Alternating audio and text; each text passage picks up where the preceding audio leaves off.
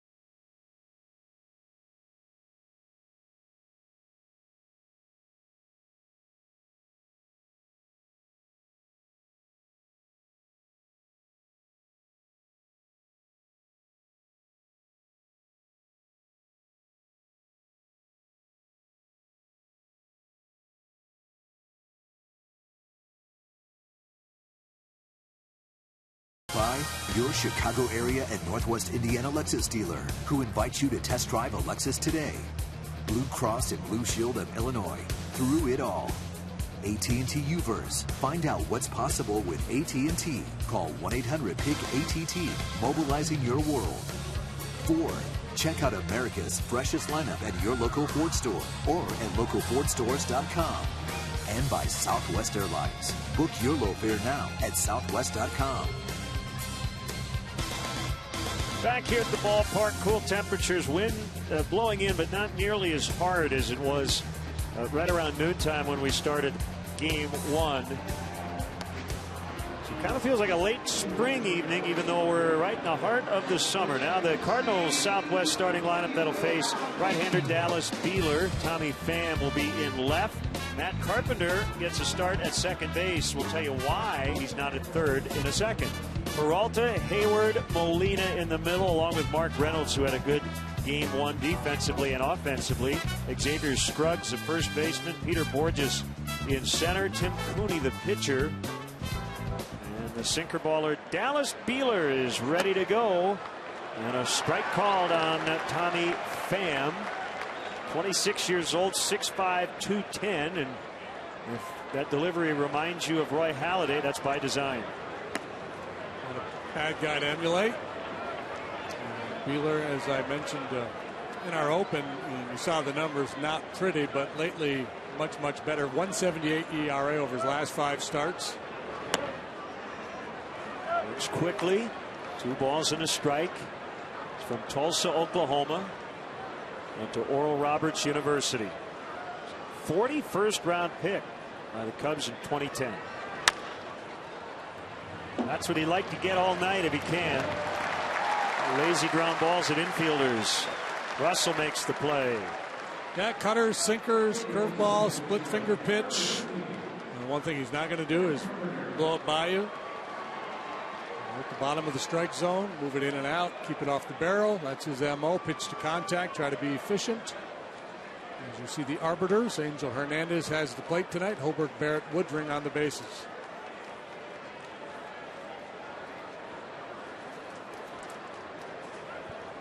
Now Matt Carpenter normally plays third. He's at second, making his first start at second since the 2013 World Series. Colton Wong left early in game 1. He had a head contusion. He went through the concussion protocol after the game. He passed it.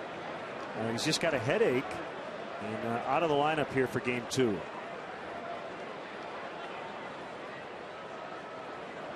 So the good news is no concussion. Just not quite 100%. He's made a couple of sparkling plays in this series. One last night and here this afternoon. That twisting diving play off the bat of Montero, and then head hits hard on the hard ground. Splitters outside on Carpenter. And it's 2-2. Cardinals have won 8 of the first 11. The Cubs ended a 5-game losing streak to the Cardinals with that game 1 victory.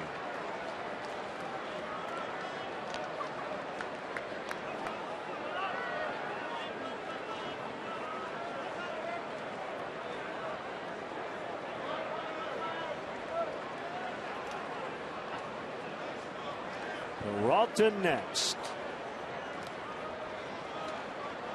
Here it comes. It's a strike and a cutter. He got him.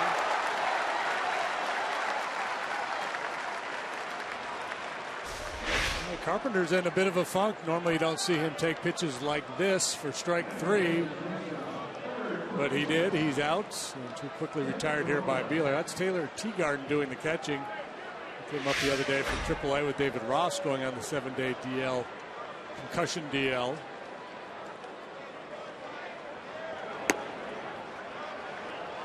Strike 1. And the all-star Johnny Peralta. Beeler and Teagarden would have worked together down at AAA. Always good for a young pitcher to have a familiar face behind the plate. Absolutely. Strike 2.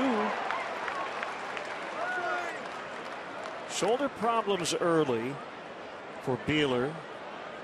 Missed the first month and a half with right shoulder inflammation. And as you mentioned, got off to a very rough start. Much better as of late. In a 5-game stretch I referred to, he has struck out 26, allowed just 2 walks over 25 and a third.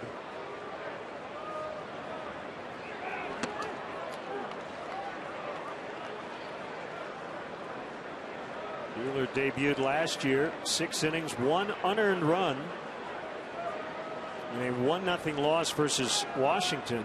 It was June the 28th, game 1 of a doubleheader. And then he lost 2-0 in Cincinnati on July 9th. So one thing that needs to change is his offense needs to help him a little bit.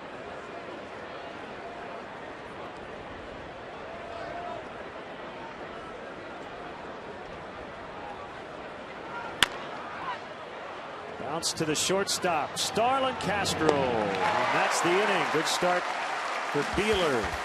Cubs got 7 in the first game. We'll hope to keep that train a-moving here in game 2.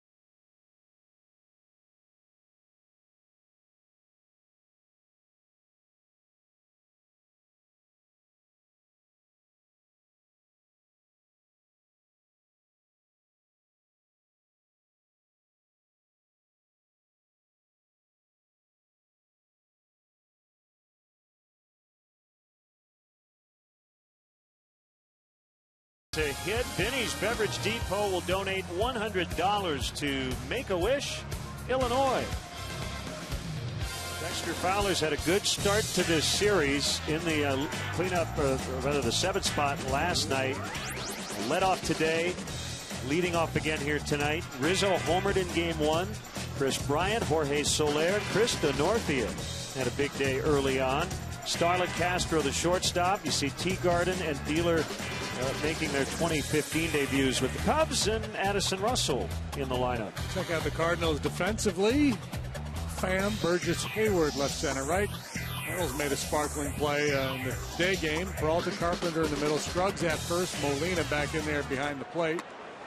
And the Lexus starting pitcher for the Cardinals is young left-hander Tim Cooney. He's 24 years of age, like Dallas Buehler, making his 3rd major league start. His previous 2 have come this year. Let's see the totality of his major league work so far: 8 1/3 innings.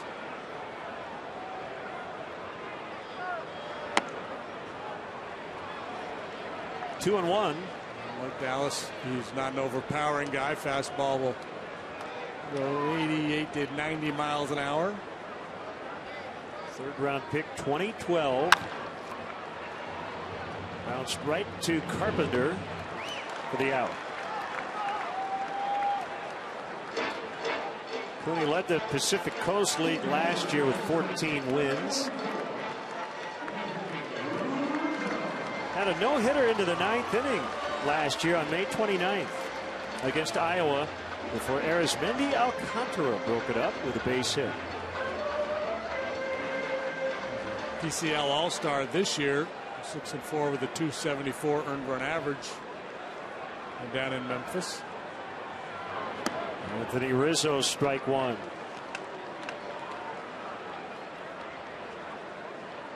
Two hits, 2 walks, 2 runs, 2 RBIs. Make it a double in the opener. The RBIs came on a home run to the opposite way against the lefty, Randy Choate. Choate got drop down delivery. Rizzo did not yield a bit. Stayed right in there, drove it the other way. Into a pretty stiff breeze, too. That clipped him. He's now been hit 18 times.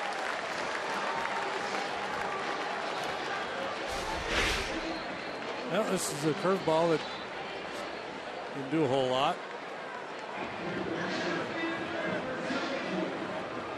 So that one ranks pretty low on the pain meter the various times he's been hit this year.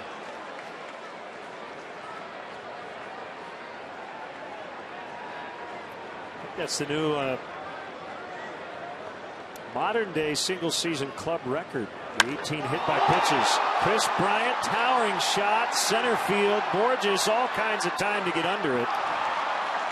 Rizzo tagging, and he'll be safe at second. Great base running by Rizzo. You see a ball hit that high, you know, if it doesn't fly out of here, somebody's going to be able to run under it, even though Borges had a long way to go. Smart tag and advance for Rizzo. This for the NFL, that would have been a fair catch. Too much hang time. Yeah, I'll kick the coverage. Yeah, since 1900, the 18 hit by pitches are the most in a single season for a Cub player. We're just about halfway through the season. Marlon Byrd, Frank Chance, the other 2 Cubs to get hit 17 times in a season. He's on quite a pace. Yeah. A long way to go to get the major league record there. Ron Hunt, I believe, still 50? holds that 50 plus. Yeah, 50 or 50 and change.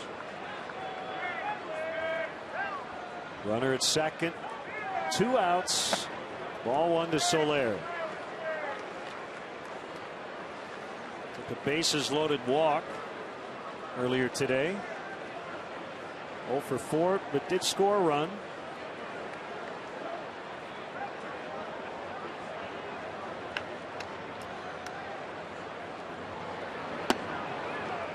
Ron Hunt in the modern era got hit 50 times in 1971. Huey Jennings back in 1896 got hit 51 times. really a different game they were playing back in the day.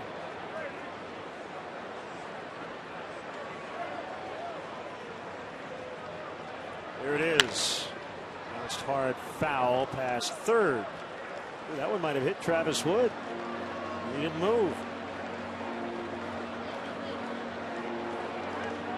Chad Noble, bullpen catcher, enjoyed that.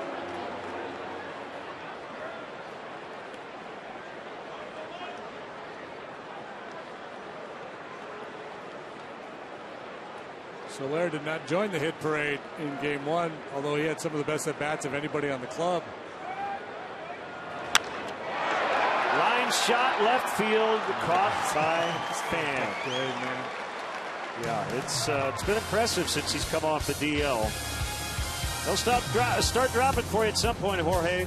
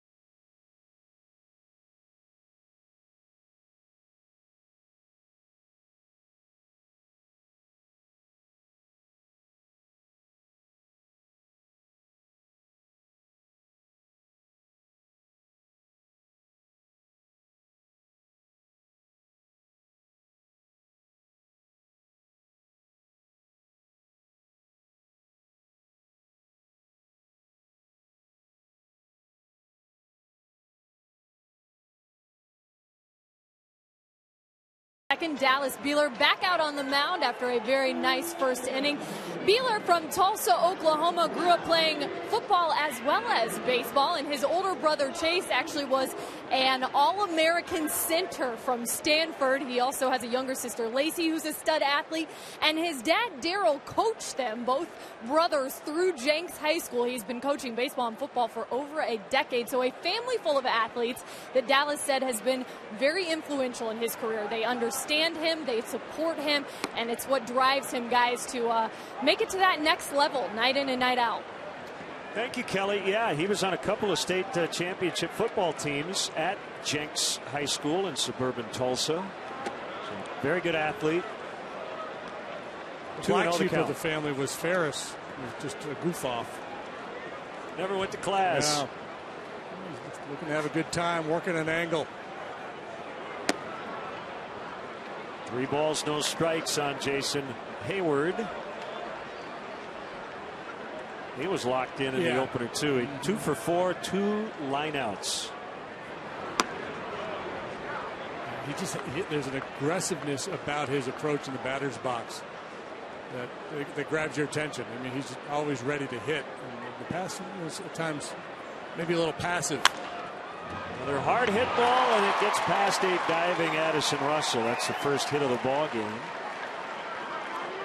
Jason Hayward due to be a free agent at the end of the year, and like with every swing of the bat, you just hear the ching, the cash register go up as he continues to impress.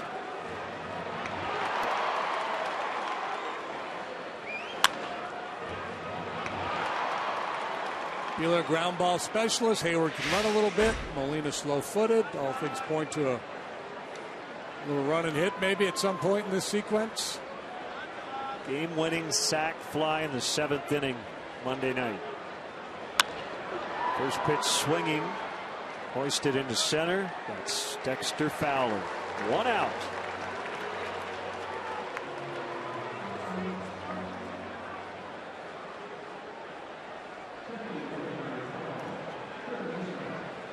Well, the fact that Dallas Beeler ever made it to the big leagues is pretty impressive, given that he was a 41st round pick. 1,239 players were selected before he was in 2010.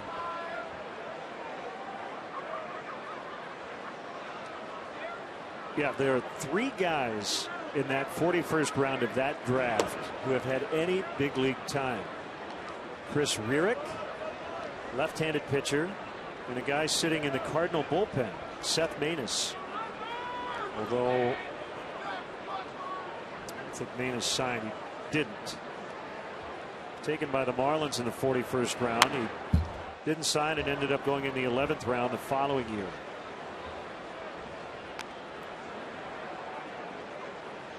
Rierick was a 41st round pick of the Tampa Bay Rays.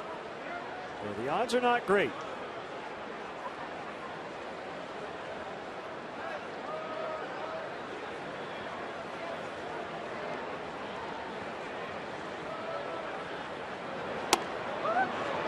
One, 2 on Reynolds. He cranked a 2-run homer in the 9th inning of the day game.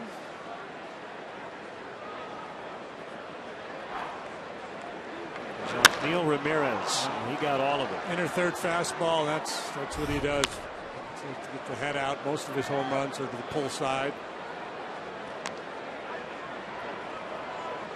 All of them this year.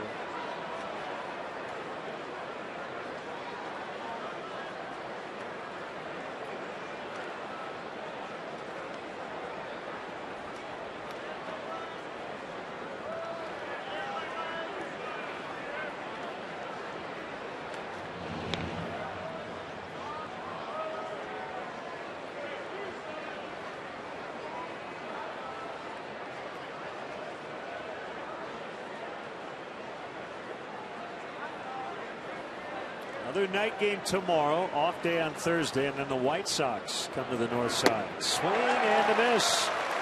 Wheeler strikes out Reynolds.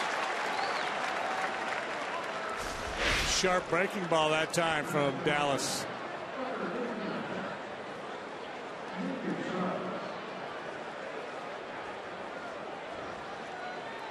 Curveball at 78.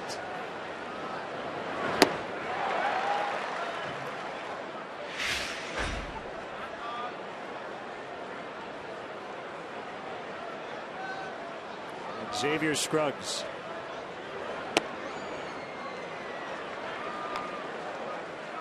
Oh and 1.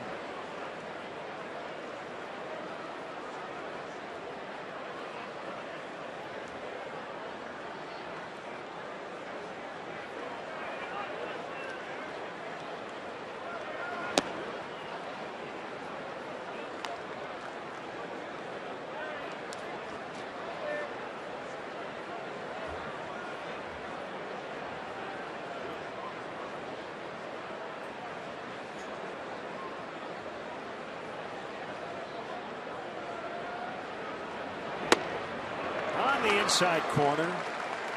There's that big swing pitch in and at bat.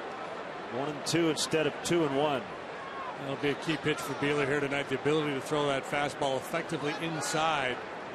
Will open up the outside corner for him.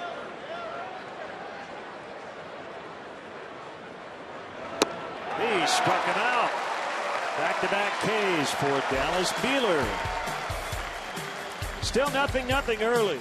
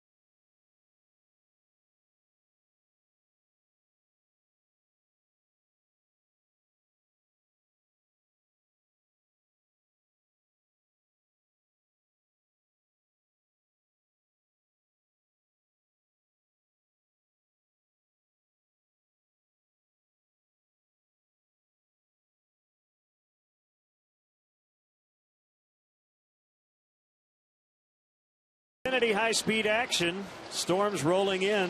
Pirates hosting the Padres. Third inning, no score. Yeah, we've seen that before, and the Pirates players pitching in. There you go. Yeah, it happens. High winds really make that a hard job. I recall the Phillies helping out the Rockies grounds crew years ago. One of those bad early April snowstorms or whatever. So they're still in a delay at PNC. Chris Denorfia takes a looping curveball up and away for ball one. It seems like last year there was a lot of weather issues in baseball, but even more this year.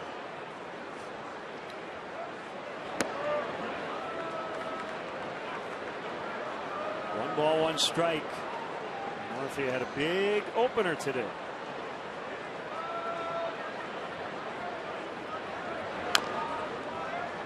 So the game I had mentioned earlier, the matchup tonight. This is a lonely bird out there.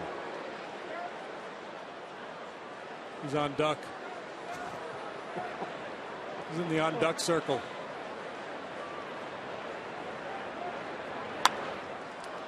The pitching matchup I mentioned. You'd pay money to see Johnny Cueto and Max Scherzer, right? It's 5-0 Reds. Scherzer's already out of the game. He went 4 2/3. Cueto will outlast him tonight. Reds are 4-0 against the Nats this year.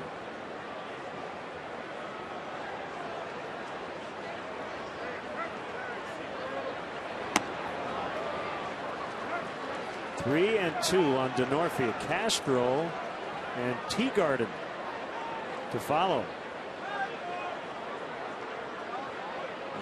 Somebody from the Cardinal dugout is feeding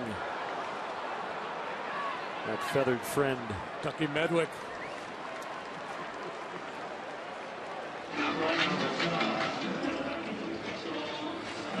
So Denorfia flies out. That'll bring up Castro.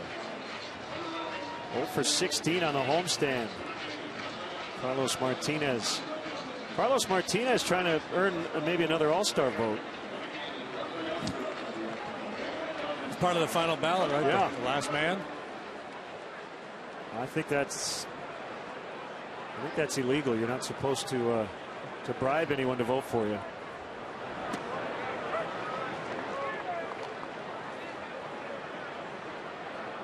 You've never seen anything like that in Chicago. No. Although I don't think the Duck has a working email address. That's Borges in center. Don't mind us. We've been here all day. We're just a little punchy. Entertaining ourselves.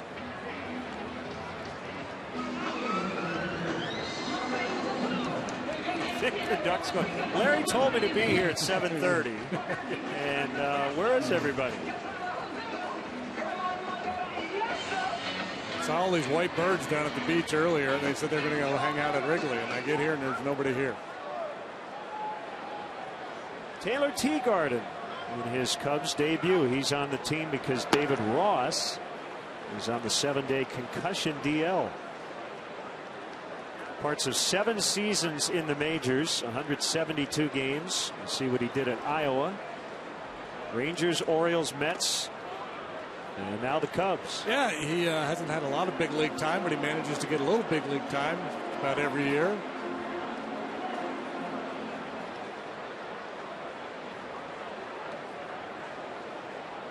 Little pop in that bat. Just over a full season's worth of games and 21 career home runs. Not a lot of pop on that particular swing. So the Cubs go down 1-2-3. 0-0 after 2 innings. Quack, quack.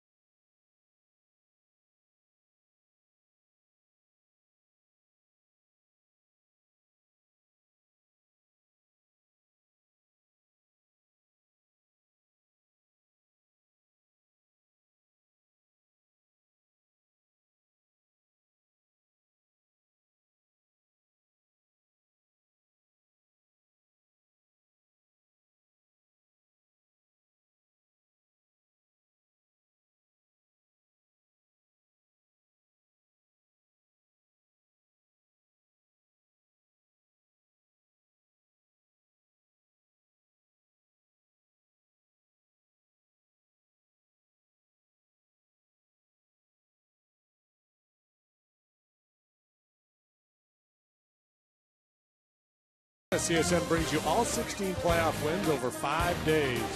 A championship journey presented by ChevyDriveChicago.com and your Chevy dealers. Begins Sunday night at 7. For schedule information, visit CSNChicago.com. Duck down out of here. Now what are we going to talk about?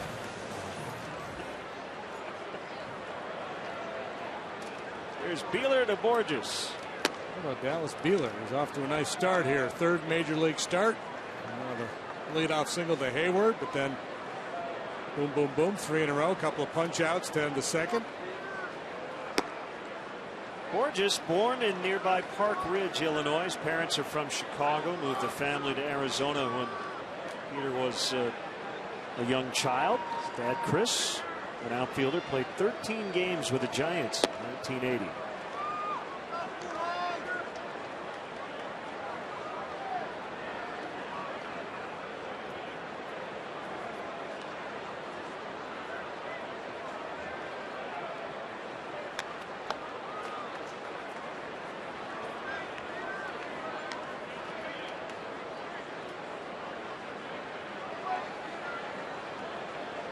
The spot in the Cubs rotation is in a fluid situation. Wada pitched a rehab start yesterday. Clayton Richard came up, was signed, and pitched Saturday, threw the ball well. Beeler will go right back to Iowa after this start. A chance for him to make an impression on Joe Madden. Put his best foot forward as the Cubs contemplate the second half of the season.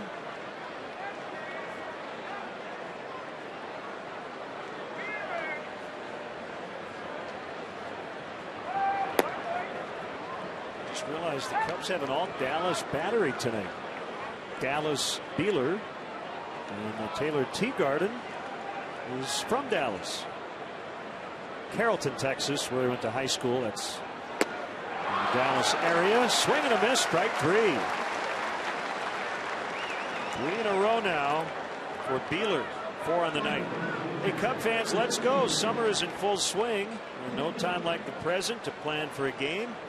Here at beautiful Wrigley Field, the Phillies, Rockies, Giants, and Brewers kick off the second half. Here in the friendly confines, don't wait until the last minute. Secure your seats at Cubs.com today.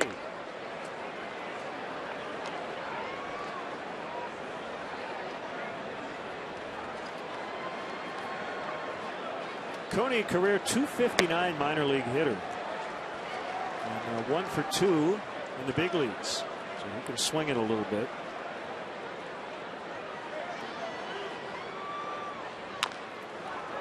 High bouncer charged by Bryant. He'll get it.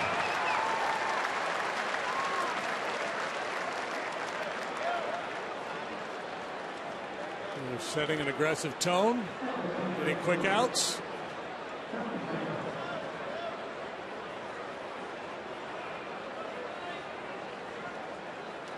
Got a big group of supporters here, Dallas. You know what they're called? No, tell me. The Dallas Beelers Club.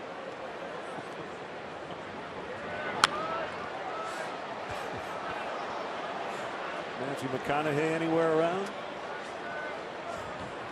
So bad. You got a couple of good ones in there already. 1 strike on Pham.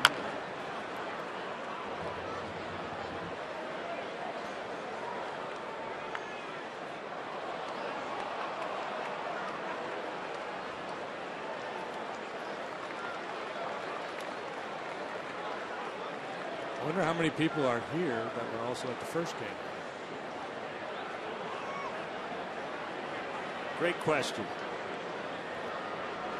Let me know way of finding out. Good pitch.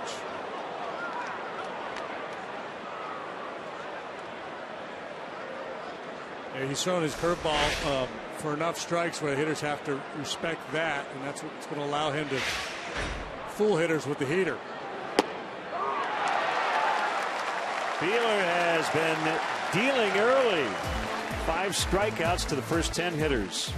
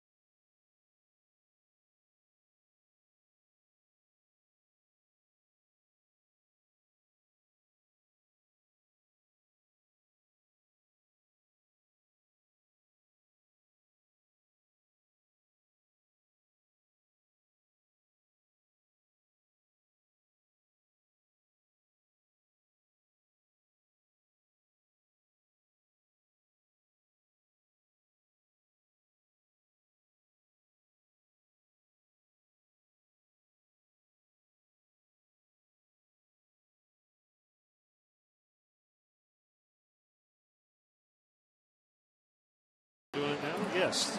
The battle for the crosstown cup. I have like 3 things to read here. Continues. No, that's not right either. Oh, yes, it is. 3:05 on Saturday. The first 10,000 fans get a mobile power bank presented by Starwood Preferred Guest. For details, visit Cubs.com. Dallas Beeler, deep left. And it's off the wall. Just missed a home run. He's 2 out of 5 in his major league career. That's a good looking swing right there. Talk about all the athletes in his family. Certainly not just a guy who could throw it, he could swing it.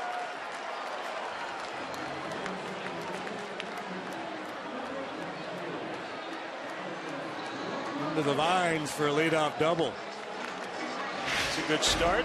As we mentioned, the Cubs did not give him any runs of support in his 2 starts last year. Now the Cardinals will appeal that he missed first. And apparently he did not miss first.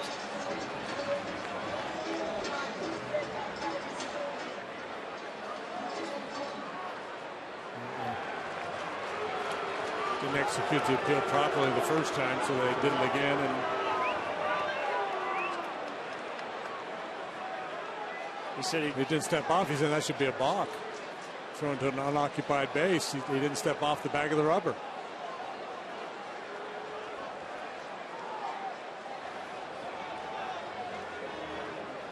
You can appeal if play isn't called dead. You can just throw the ball over and appeal. But once there's a dead ball, you have to put the ball back in play. You have to get on the mound, get on the rubber, come set, step off, and then throw to first base.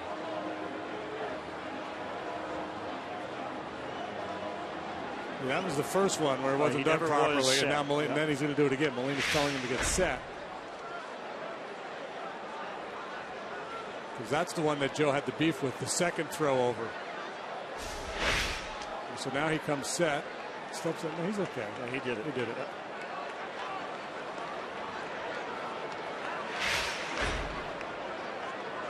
I was smoother than my live read. Pitch to Russell, misses low.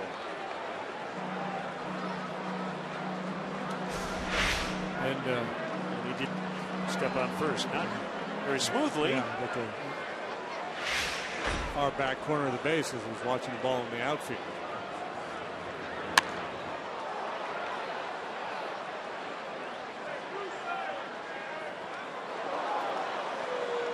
We want to wish a happy first birthday to Rowan Young and Joe Stancato. Very happy birthday as well.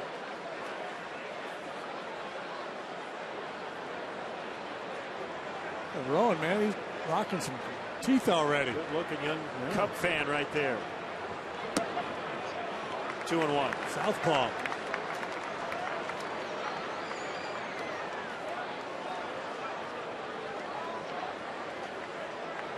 People want to know what happened to the duck. The duck safely flew away. I don't speak for his whereabouts or her whereabouts at this point. Somebody on Twitter thought it was a female. I don't know my duck colorings and markings. I was taking a flyer calling it a duck to begin with. On Hayward over near the line. He makes the catch. Wheeler holding in second. There you go. There he/she goes. Appropriate today was a twin bill. Good fair foul. That joke courtesy Lisa Smith on the Twitter. Twin bill line. A lot of good duck puns.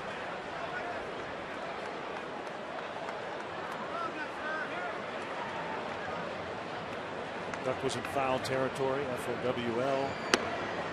There's Dexter Fowler. 1 strike.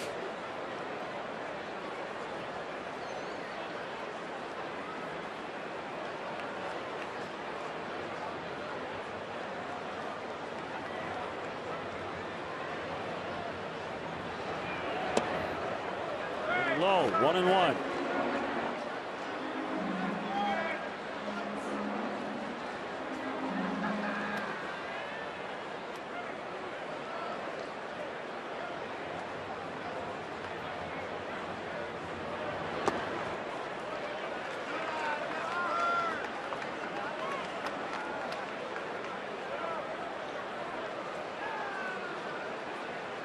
I've not seen a lot of left-handed pitching. Dexter Fowler, the switch hitter, has been better from this side of the plate in his career, and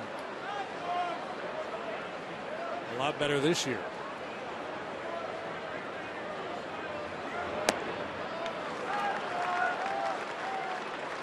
Three and one. It's kind of weird how it works. A switch hitter can be, even guys who are somewhat neutral in that their numbers are similar from both sides of the plate, but they can have it going on from one side and really be struggling from the other. They've got Beeler caught.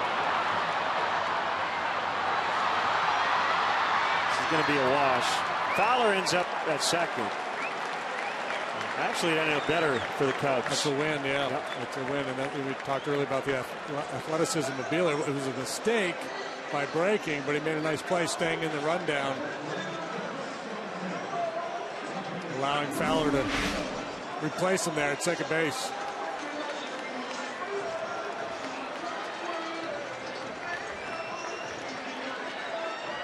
Way to play the game, Dallas.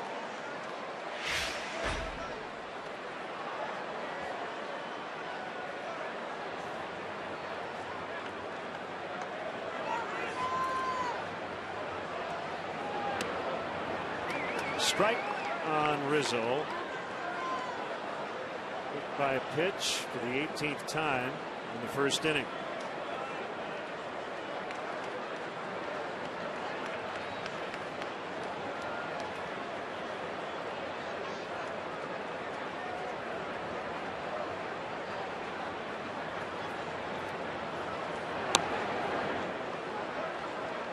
Before the game, the Anthony Rizzo Family Foundation handing out a check for a lot of money for a great cause. He does a lot of great work. There's parents with him here in the Chicago community.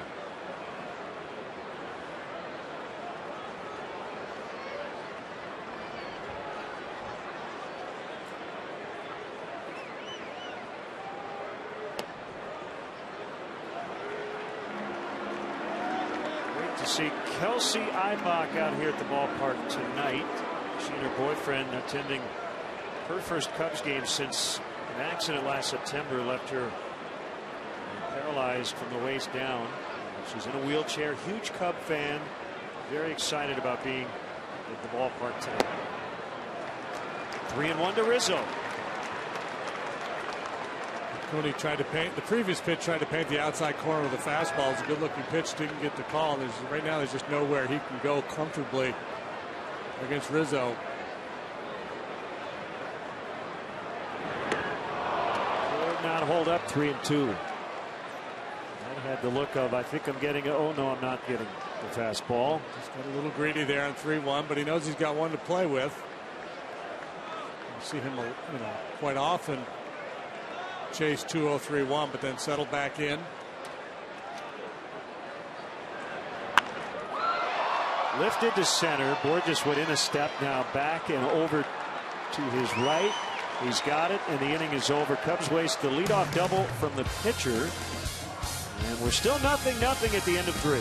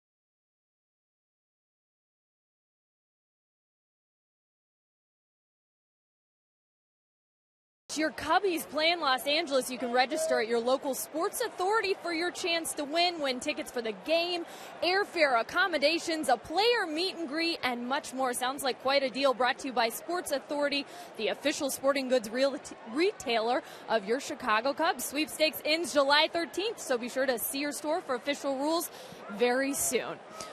Well, last night we saw John Lester pick up his first career hit off former teammate John Lackey. And, guys, he was pretty mum after the game about it. Didn't want to say a whole lot because, well, his Cubs didn't get the win. But his former teammate, not so mum, said, yes, we were doing some trash talking during the week, so I'm going to sign the ball and be sure to put "but you lost" on it as well. So he still knows how to push his teammates' button. And, of course, David Ross telling me earlier that day that they're two of the biggest competitors he has ever gotten the chance to play with. So loved getting to see Lester get that hit last night. Yeah, how about John Lester and John Lackey in the same rotation? So two very intense guys. Matt Carpenter deposits one in the right, and he thought about trying to test Soler and decided not to in the end. Yeah, discretion, the better part of valor there, but that's good base running to push it, take a hard turn, be positioned to take advantage if there's any kind of a mishandle out there by Soler.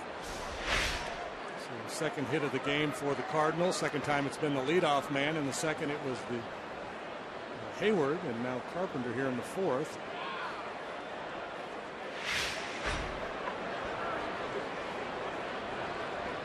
Carpenter fake towards second as Peralta looks at ball one.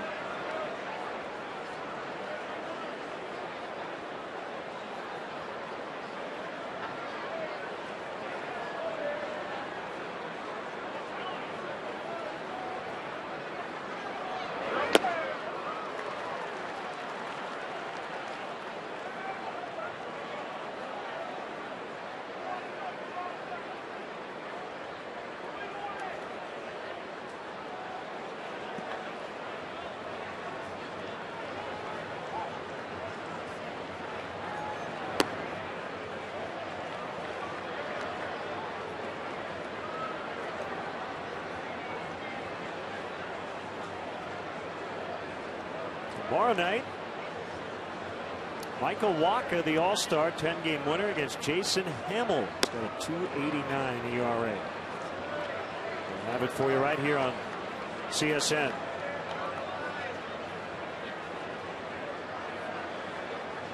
We'll have an Ask Len and JD on Facebook segment tomorrow.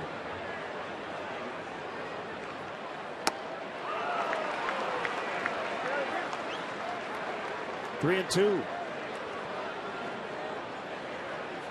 Just swung right through what appeared to be a pretty hittable fastball on 3-1.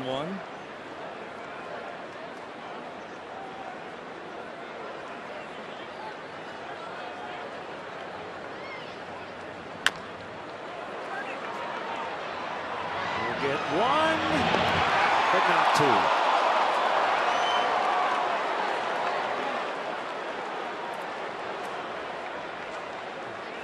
Backed up to get a more convenient hop, and that allowed Peralta the time to get down the line and beat the double play. Good turn by Russell. Yeah, he got off the bag quickly as Carpenter was bearing down on him. Second baseman, it's important for them to be unpredictable out there at second base. Step back behind the bag, use the bag to protect you sometimes come all the way through the bag. You want to do the same thing every time. Hooked into right by Hayward. He's 2 for 2. Got 4 hits today combined. A lot of early swings from him too.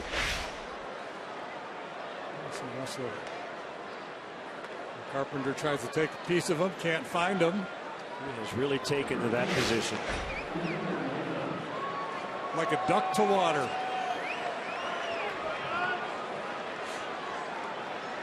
It's Molina. Well, we have our theme for the night.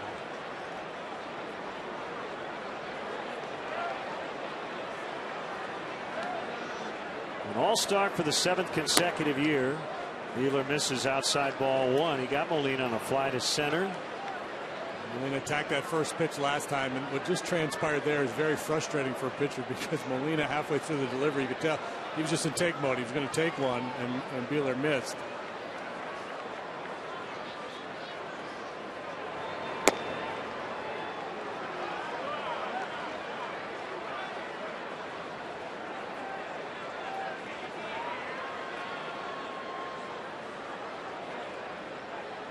Usually Molina tries to shoot the ball the other way, especially with men on base. But every now and then he'll try to ambush and turn on one.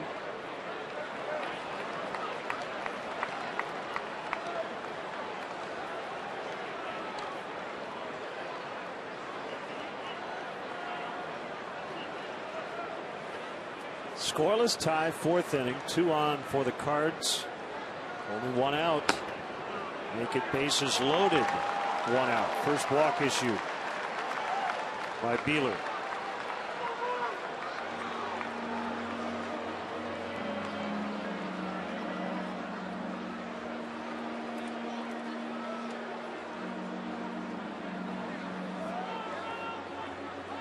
Here comes the pitching coach. Popped up in a hurry, didn't it?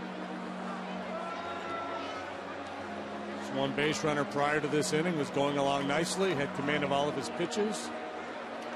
And just like that, he finds himself in a precarious situation. Bases loaded. Mark Reynolds coming up to hit, and Reynolds, a very dangerous hitter. AT&T Uverse multi-view. Peralta at third, Hayward at second, Molina at first. Would you say ducks on the pond? You could. And I suppose we should tonight. We talked about Reynolds and his power, how he likes to pull the fastball. Maybe Beeler can get him to roll over on either a cutter or curveball away. Get a ground ball, get 2, and get out of Dodge.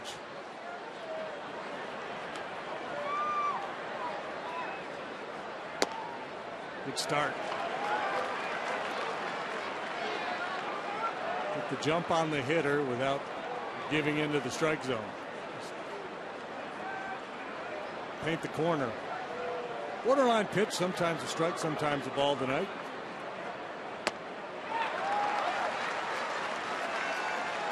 Ugly hack at the sinker, wasn't ready to hit.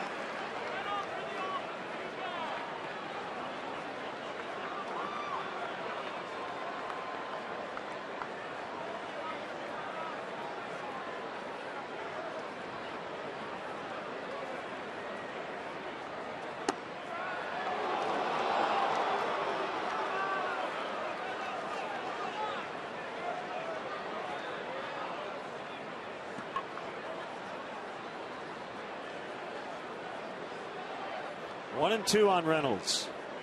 Here it comes. He fouled it. I like this pairing with Teagarden back there. We talked about it earlier, the fact that these guys have been together down in AAA. Now, Montero, the veteran. Teagarden is a veteran. He's been around, kind of a journeyman, but I'm sure Montero knows this Cardinal lineup a little bit better than Taylor does. But Teagarden obviously knows Beeler better. I think that's more important. Swing and a miss, strike 3. Well, good to miss his bat. He's a fly ball hitter, even though Beeler a ground ball pitcher. It's a key strikeout. Beautiful work, east and west at the bottom of the zone. You're going to see it there on our Honda pitch tracks. You see the work down and away, and then a couple inside. Good sinker under the hands. Great execution.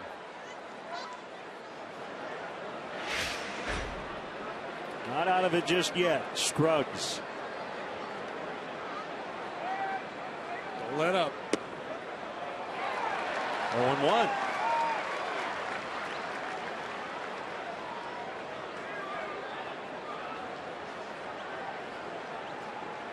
Two hits and a walk setting up this inning for St. Louis.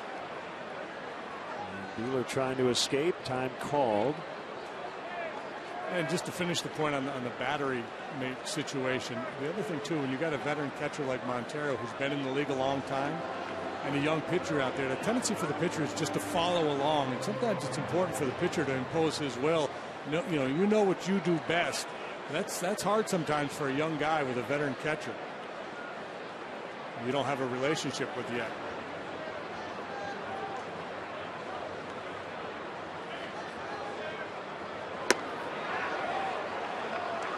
one of the things that really impresses me about Kyle Hendricks, even though he hasn't been in the league a long time, he knows what he wants to do, and he's willing to shake the veteran catchers to get there.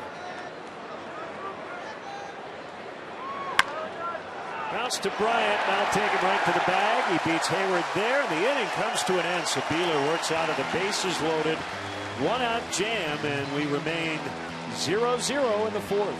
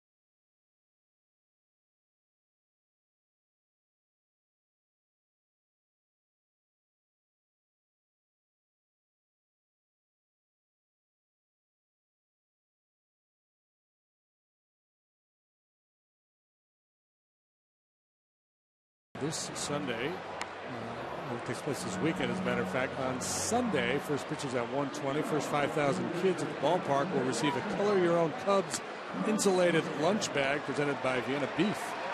After the ball game, the first 1,000 kids 13 and younger with appropriate wristbands will be allowed on the field to run the bases, weather permitting. For more information, visit Cubs.com. Speaking of across town, happy birthday, Bill Melton. Melton Bill, 70 years old today. Happy birthday, Bill.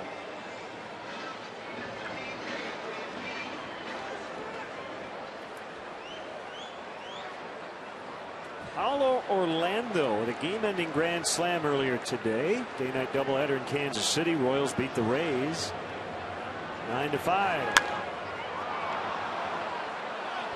Bryant in the air and out of play. Wind helping him there.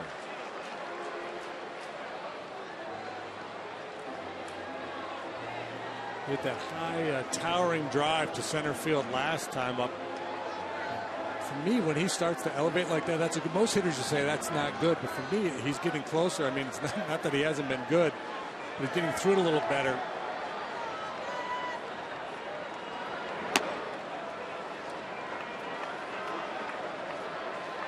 Staying through the zone a little longer as opposed to top spin.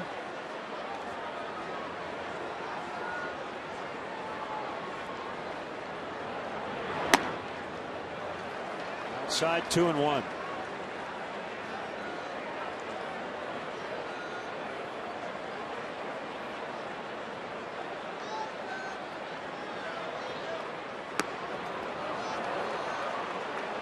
Not named the home run derby participants yet, have they? Not that I'm aware of. He has said he's interested. I would have a feeling he's going to hit a bunch of them in Cincinnati, should he be named to the National League squad.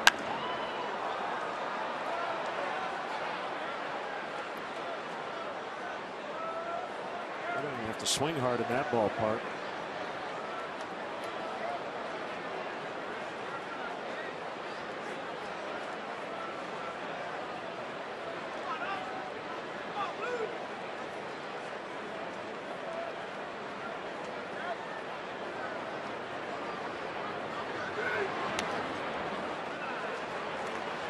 It doesn't expand very much. Every now and then you'll get him to chase up and in.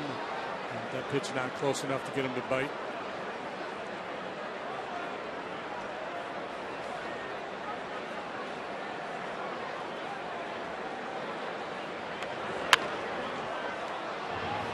Reynolds to Scruggs.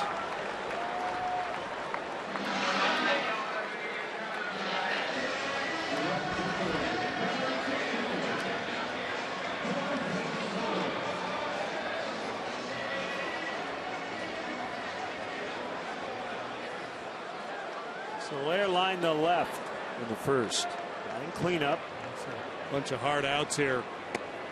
This is coming off the DL. He's doing a little good fortune, a little off the end of the bat or jam shot base hit.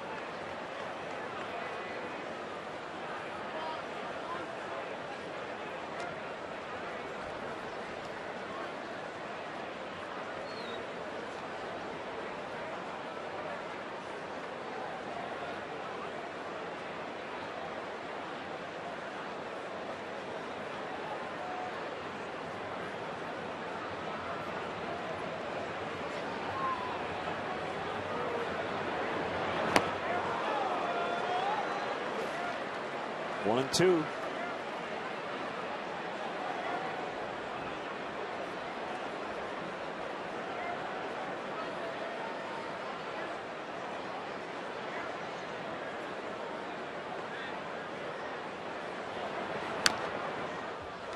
So Tim Cooney is not related to Jerry Cooney, the fighter. Yeah. Classic bout with Larry Holmes, 1982.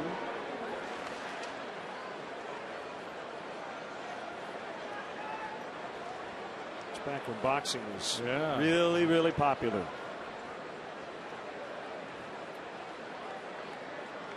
Chuck Wepner, the Bayonne bleeder.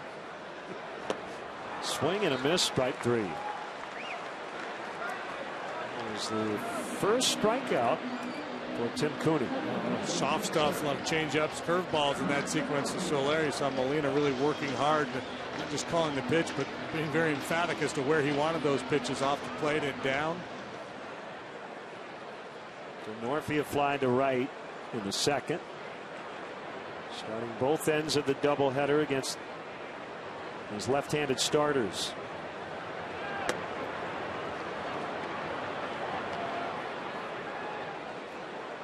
Coming into the day, Cubs batters had just 537 plate appearances against lefties, by far the fewest in the majors.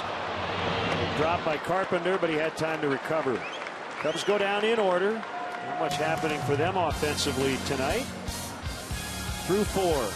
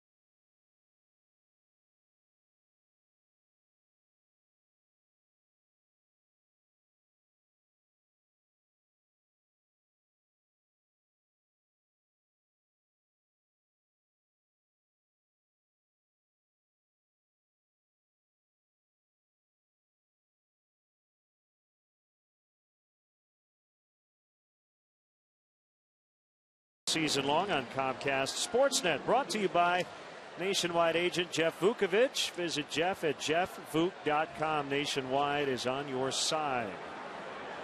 Cubs a winner in game one today, 3-8 against the Cardinals. Joe Madden was pretty good as always after game one. He had a fun movie quote, didn't he? There's a bunt that rolls foul. And Borges tried to find his way on. With all due respect, is that what it was? Can you hear me now? Yes. Is this thing on? Yeah. Sorry. Yes. What was the with all due respect line? Right? I believe it was a Ricky Bobby shake and bake from Talladega Nights, and I got to give man props. He's pretty good at movie references. Like, he remembers. He's got encyclopedic knowledge of Will Ferrell. Celebrates his entire catalog. JD's pretty good too. I'm not deep in the Will Ferrell catalog, but.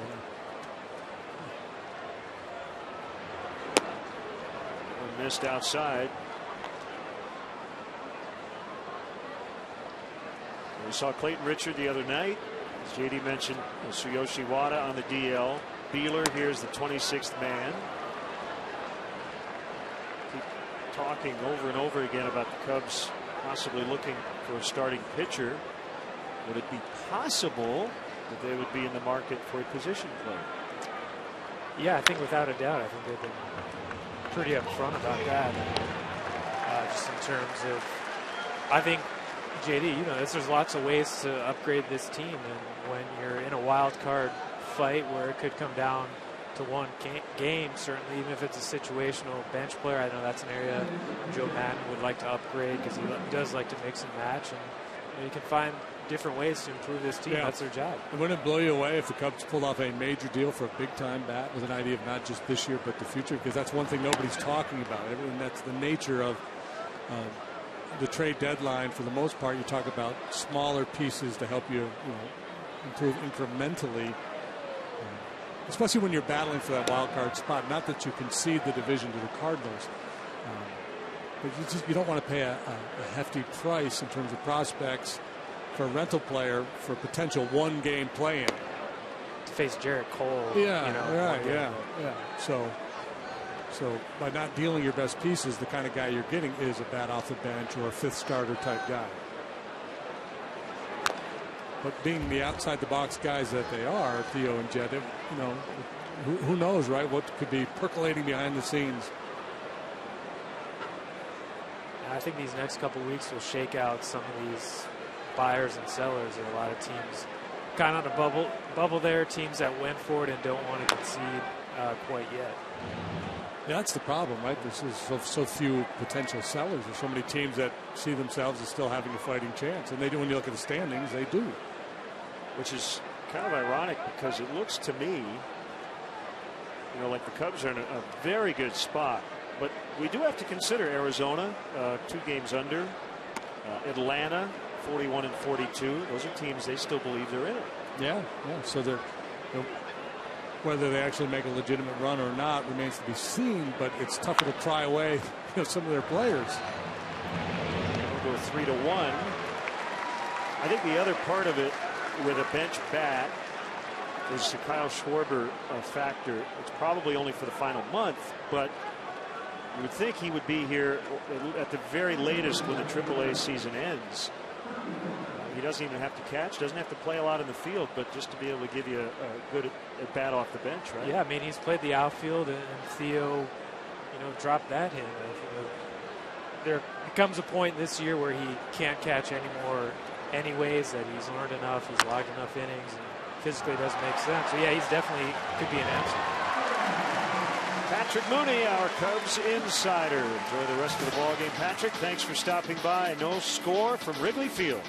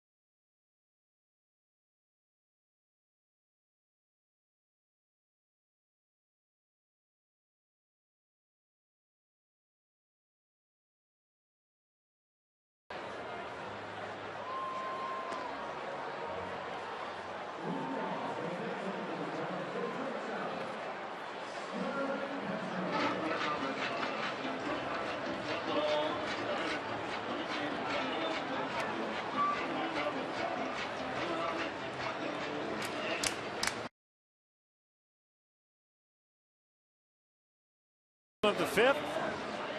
4 hits combined. The Cardinals with the best opportunity. Bases loaded, 1 out in the 4th inning. The Dallas Beeler escaped. Now Castro to lead it off.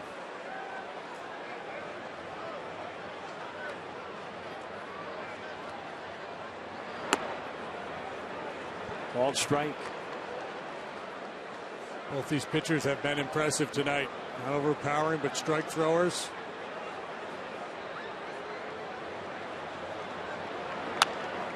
That's the spot there. Molina setting him way off that outside corner.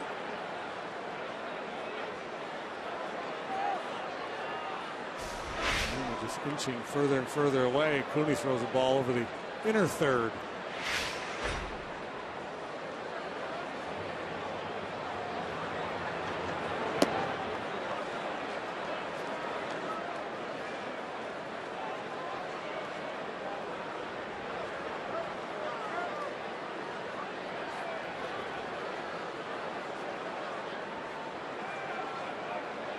Cooney delivers on a 1-2, and the curveball bounces. Still under a delay in Pittsburgh. Scoreless. Padres Pirates 3rd inning. Marlins and Red Sox getting their series underway. 3-1 Miami in the bottom of the 7th, with the Red Sox threatening.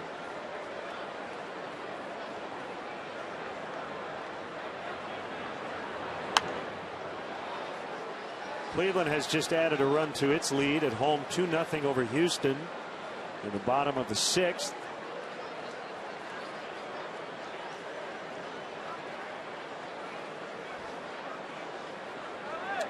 Yovani Gallardo, he's got a long scoreless streak working. Arizona and Texas are scoreless as they go to the bottom. They're in the top of the 5th, I should say. So Gallardo adding 4 innings to his streak. 33 1/3 scoreless. Longest streak this year. Line shot. It'll get down. It'll get to the barrier. And it'll send Castro to second. That's a leadoff 2-base hit. They failed to cash in a leadoff double in the 3rd. And here's their second go at it. Lengthy at bat for Castro, and he wins the battle. A lot of soft stuff away, and this changeup drifts back over the plate. Molina wants that one to fade down and away. It's down, but on the plate. That is his first hit on the homestand. 1 for 18 now, and it could be a big one as the Cubs try to grab a lead here in the 5th inning.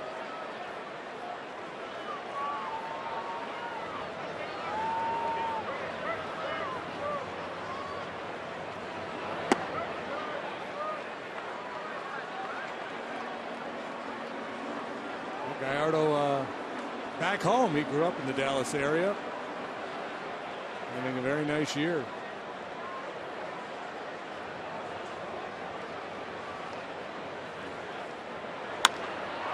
Right field, it'll score Castro.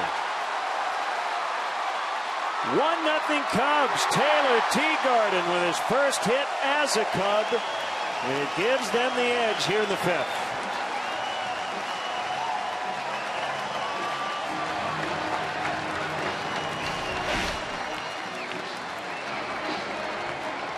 Nice swing of the bat here by Teagarden, trying to guide that ball the other way, and he does with some bit of authority. So not only does he hit it to the right side, but he hits it hard on a line, gets himself an RBI single.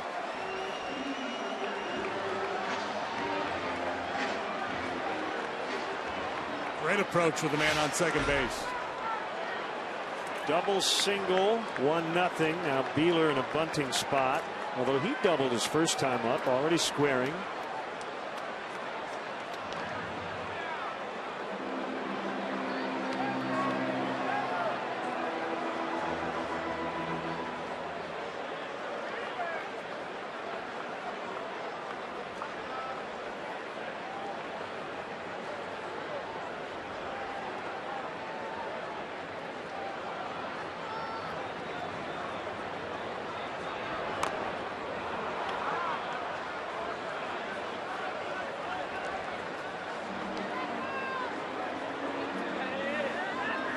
Jones calling Dallas Beeler down for a little conversation.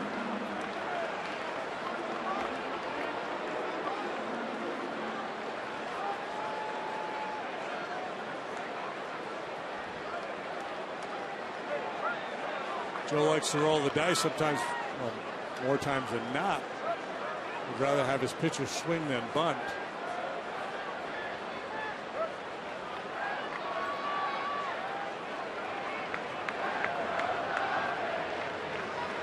Almost ready to charge, and Beeler swings away and hits it about 15 feet back to the plate.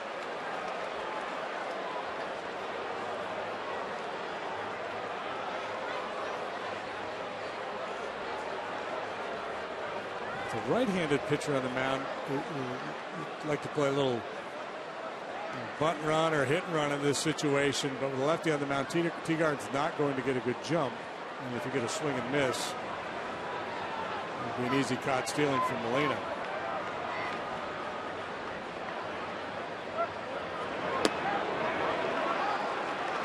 One and two.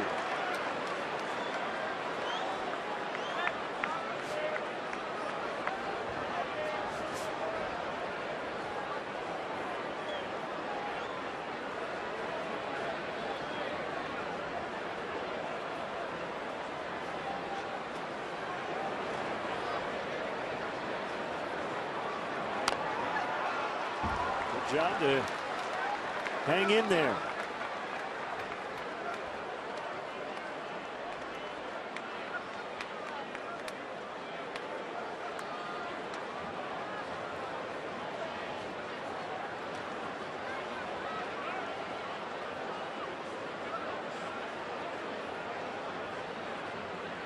Reynolds less aggressive now. Might be the time to try to bunt with 2 strikes. Matheny calls for a throw over to see if Beeler's willing to tip his hand there.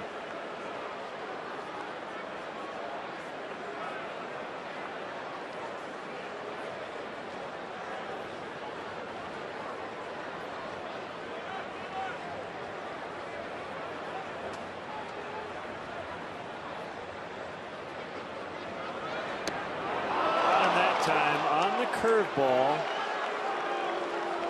Threw him 3 straight curves to end the sequence.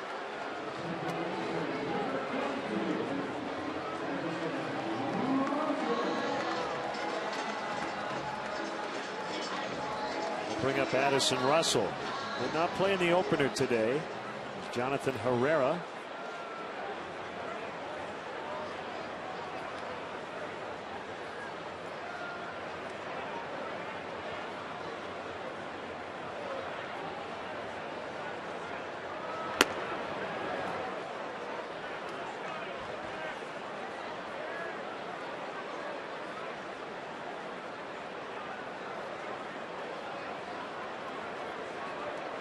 Castro led off the inning with a double. Teagarden drove him in with a single to right.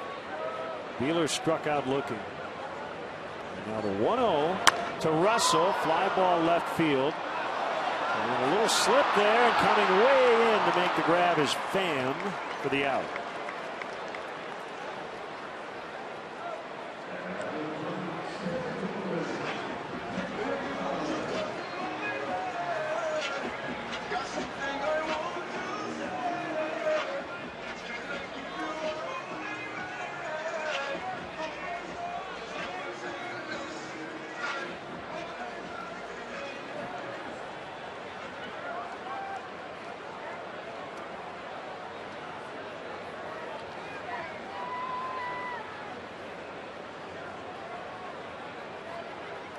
Fowler's been on base 5 times in the series. Here's the pitch. Fouled back.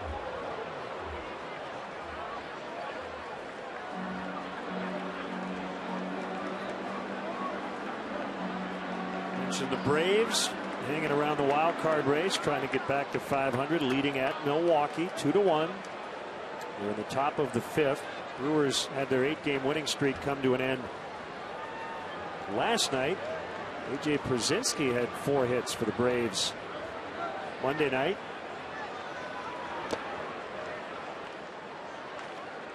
Just keeps on going, doesn't he? Przinsky? Yep.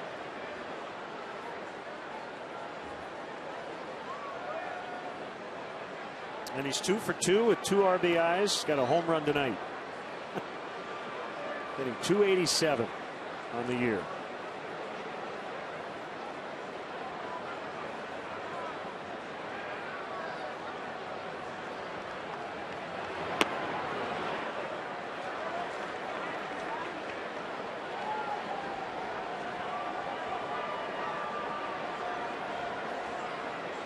The Braves lineup tonight, we'll see them right after the break. Peterson, Maben, Markakis, Johnson, Uribe, Przinsky, Siriaco, Perez, Banuelos. A little different looking Braves team than the one we're used to seeing. Right? No Freeman, no Simmons, no Johnson. Well, there's Kelly Johnson, but not Chris tonight.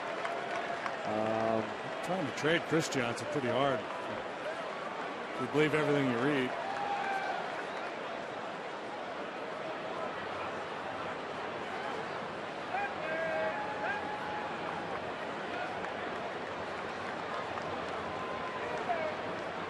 Do you believe everything you read?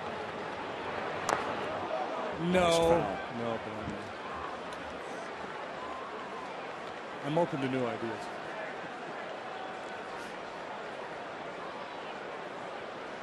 Twins all over the Orioles. 5-0. Bottom of the 4th. Target Field.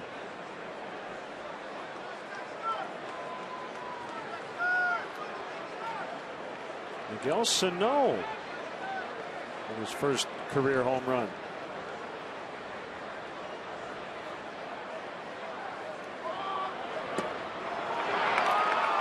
Called strike 3. Fowler is out. Cubs done in the 5th. But they do take the lead on the Teagarden RBI single. It's 1-0.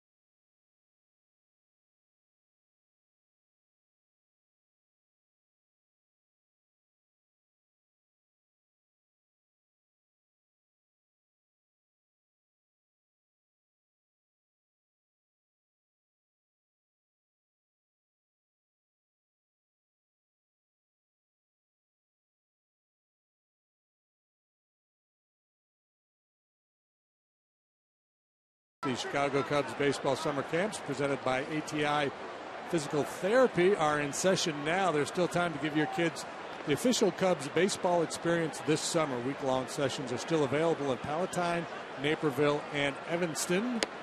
Sign up at cubs.com/kids.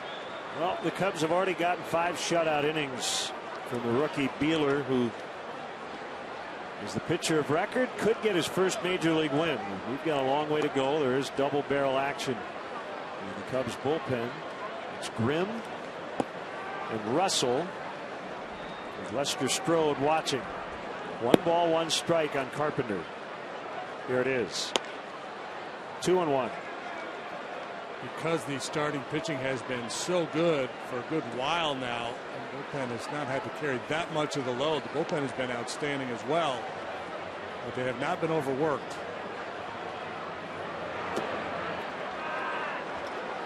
Jake Arrieta went 6 2/3 earlier today. to get his team leading 9th victory. 9-5 on the year. He beat Tyler Lyons.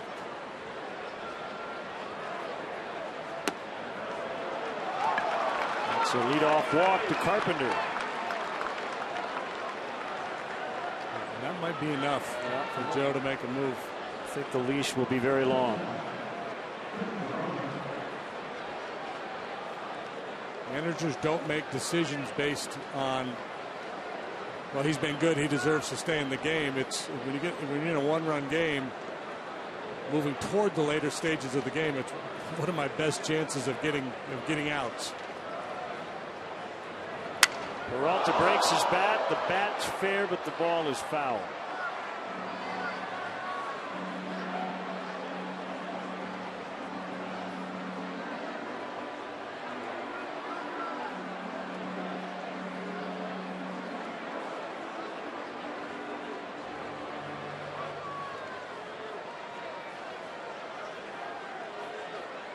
We talked about Dallas at the start of the ball game. We talked about him being a pitch to contact guy who doesn't strike out many, but he has punched out 6 here tonight.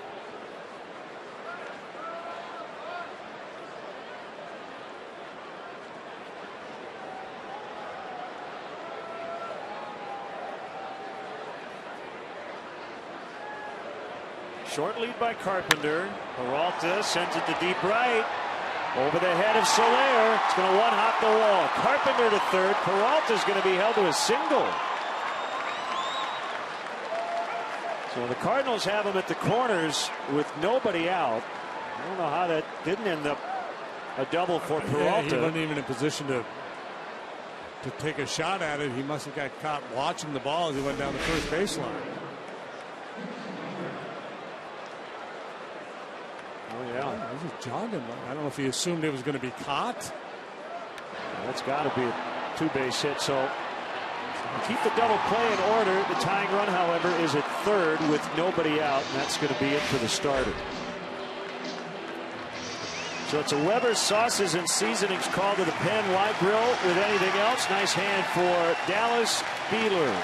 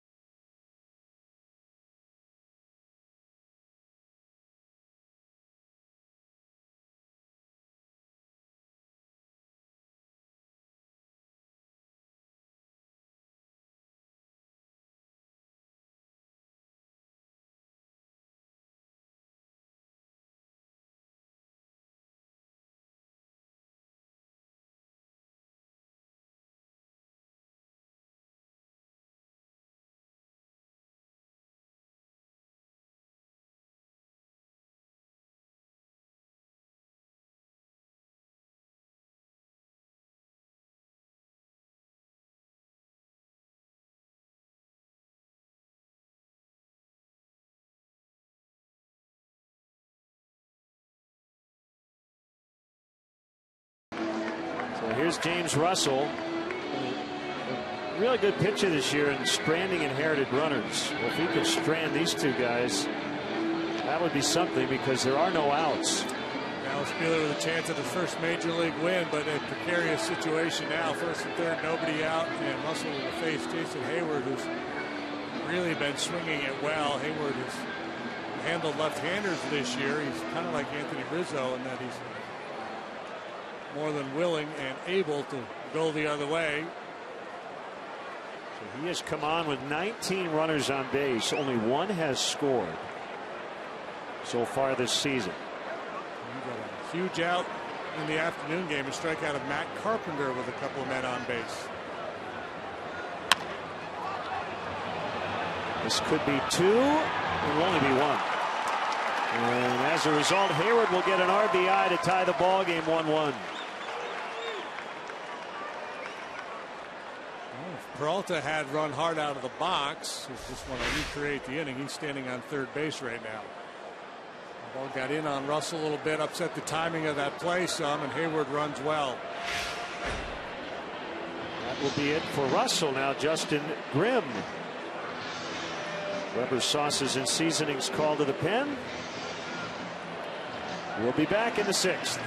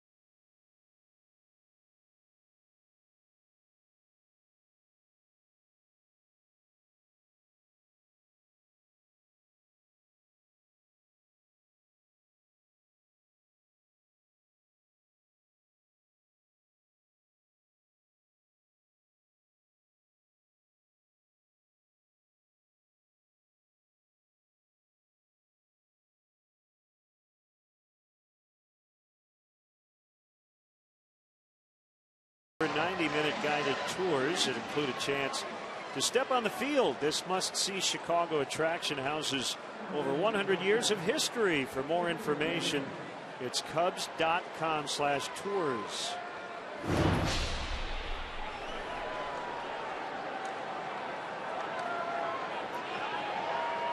Here's Justin Grimm. Big strikeout numbers for Grimm. 34 Ks, 21 innings. Absolutely have to keep an eye on Hayward.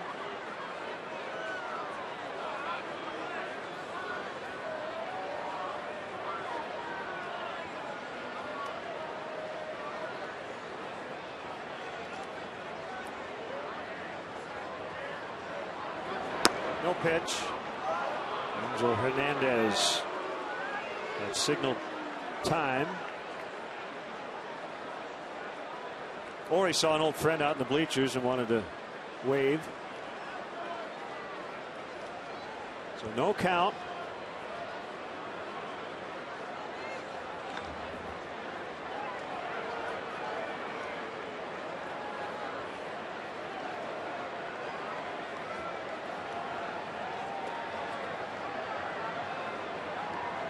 Feels like a late September night in the pennant race, doesn't it, with the weather? Temps already in the mid to upper 50s, 58 at game time.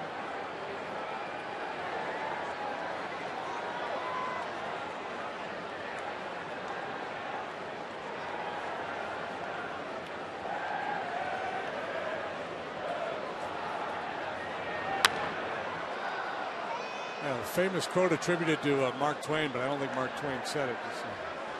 The coldest winter I ever spent was a summer in San Francisco, and that's what today has felt like. Some of those summer days in San Fran, especially out at Candlestick.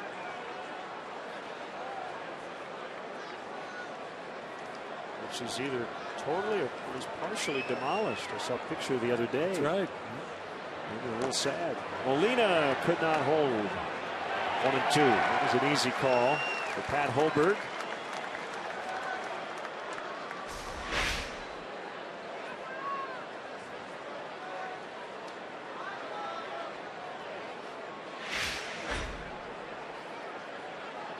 going to get a lot of swings and misses with this combination that Grimm has. And we talked about Beeler being a pitch to contact guy. Grimm's a swing and miss guy. Mid-90s heater, power curveball. Gets away. Hayward makes second. That comes with it. That's part of the deal. That sharp curveball down in the dirt, tough to contain. And you're going to give up the base every now and then with a ball in the dirt.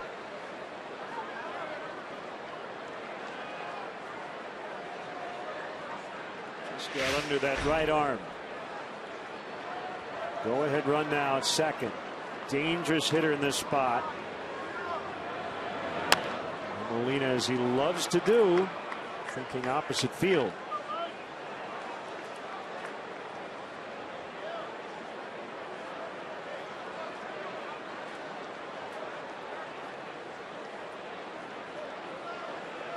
And with that, you would think they would try to crowd him a little bit more with fastballs, but he's pretty adept at getting his hands pulled in and hitting that inside fastball the other way.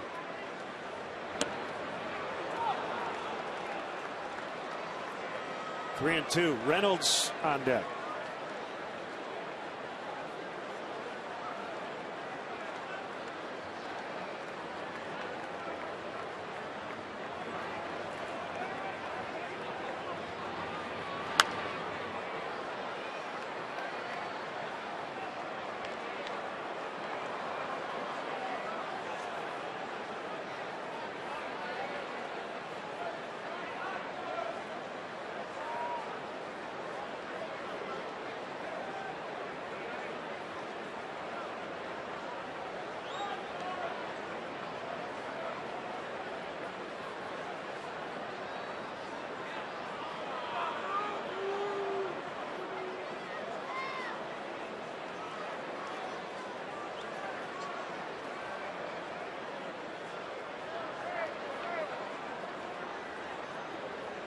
Payoff pitch to Molina. On the ground to Bryant. Hayward back to second. 2 outs.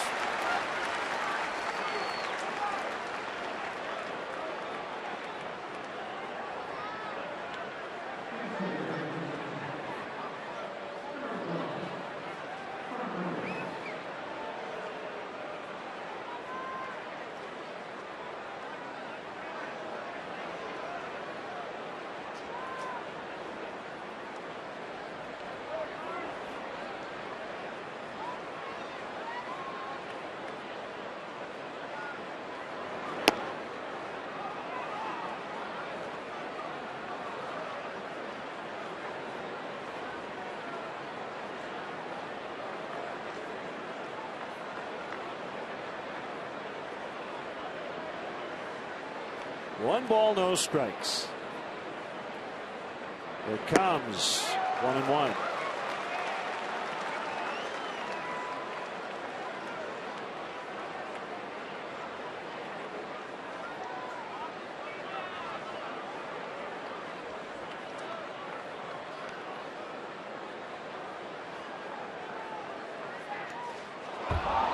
Another wild one. Bounced way in front of the plate.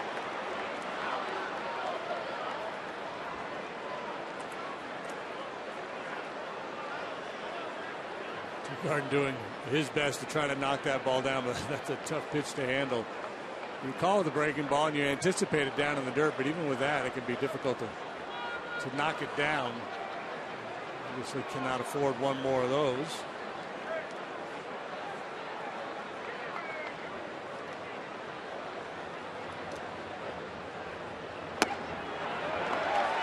Two and two. In this spot, you get 2 freebies. That's it. Yeah, with that, you would think Reynolds might be sitting on a heater there after a couple of bounced breaking balls for wild pitches, but pretty passive on that 2-1 fastball. Right, getting into it with 2 strikes. Grimm to the plate. It's full. Xavier Scruggs awaits on deck.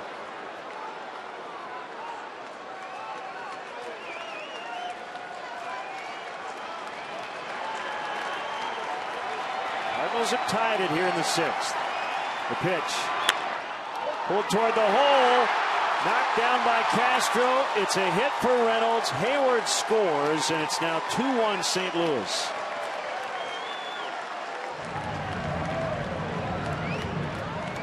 So now all of a sudden, Dallas Beeler would be on the hook for the loss. These runs charged to him. Good pitch by Grimm. Breaking ball. You see where it's placed right there at the knees on the outside corner.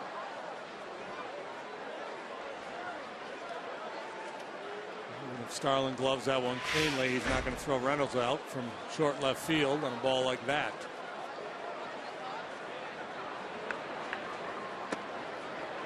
You may wonder, well, Russell was in the game when Hayward hit the fielder's choice, but because of transference, essentially Hayward replaced Peralta, so that's why that run will be charged to the starter Beeler.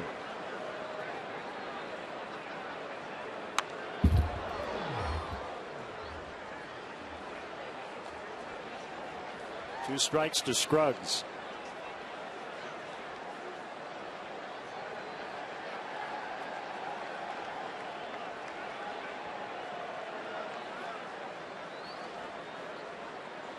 Patient approach of Carpenter got it started for the Cardinals here in the 6th. He worked the leadoff walk. And a shot, safe. Reynolds spraying too far off the bag, and he nearly paid for it.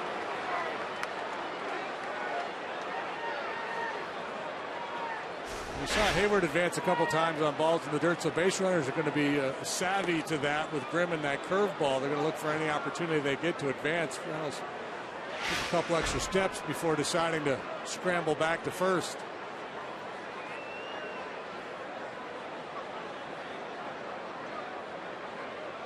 Scramble, he almost got poached. 2-2.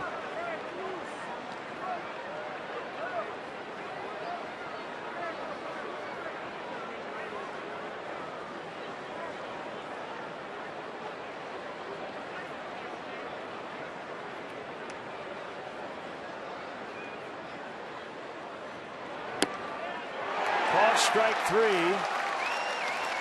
and the inning is over, but the Cardinals do take the lead with a couple of runs. It's 2-1 in the 6th.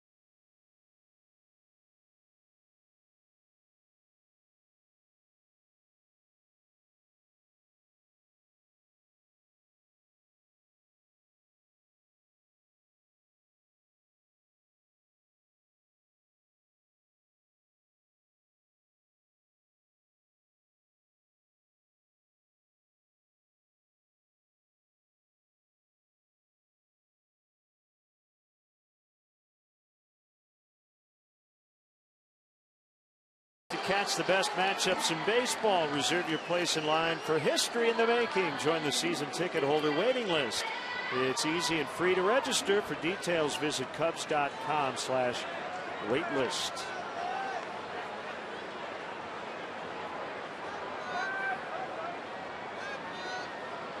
Tim Cooney now has a chance for his first major league victory. Both these young starters have pitched well here tonight. Mike Matheny ready to react as Joe Madden was. The Cubs get a little something going. He's got a right-hander warming in the pen. Popped up by Rizzo. Will there be room for Reynolds? No.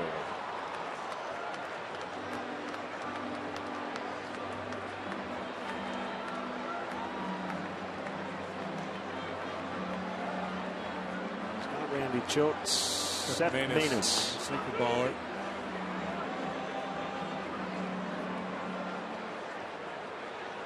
He may go to Maness here, even if Cooney gets Rizzo, with Bryant coming up next.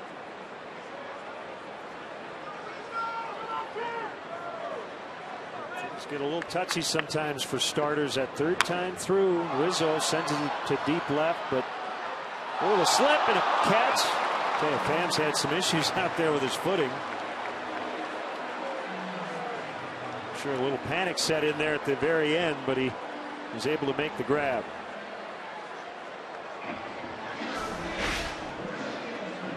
Backpedaling, and as he plants that back foot, it slips out from underneath him. We almost had a Gregory Polanco moment there. Good concentration, though, by Pham to hang in and make the play. Molina out to the mound, perhaps to buy a little more time for Maness. Maybe just to go over the approach with Bryant. So remember that game you said you'd pay to see? Oh, yeah, what is it now? The final score, 5-0 Reds. Johnny Cueto with a complete game 2-hit shutout. He struck out 11. So in the end, you would have gotten your money's worth. Although you were there to see Max Scherzer. Did not go so well for him. 4 2/3, 5 runs on 7 hits. Joey Votto had a big day. He did. He hit a home run. He went 3 for 5 and knocked in 3. And the Reds have gone unbeaten against the Nationals this season.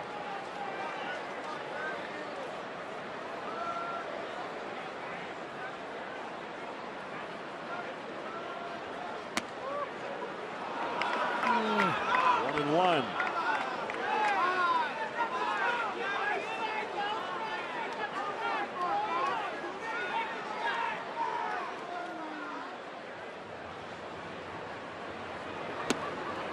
Two and one.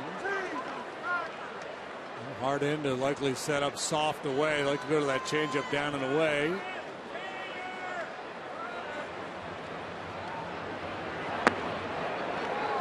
Through it a little bit.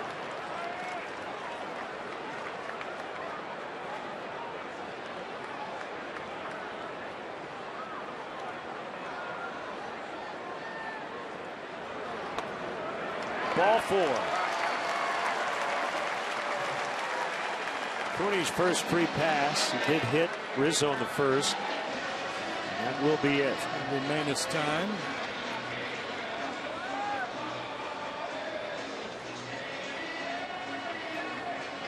Double switch coming for the Cardinals. Cosma coming into the ball game. His first action in the doubleheader.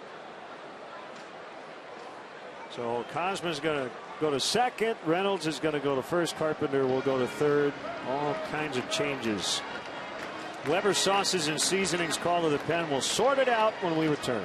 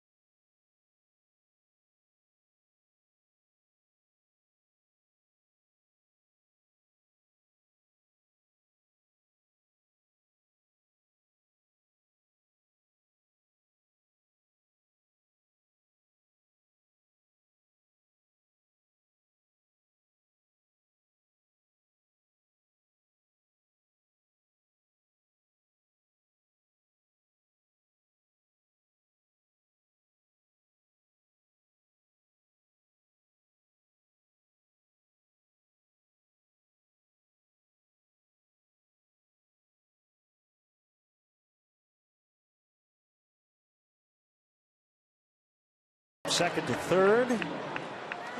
Hosmer now in playing second as part of the double switch. Reynolds from third to first. Scruggs out of the game. He made the final out of the top of this inning, so that's where Manus will go. Manus has faced 133 batters this year. He's walked 2. That's pretty impressive. He's up a fair number of hits.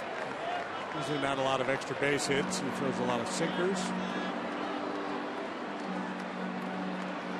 A ground ball machine.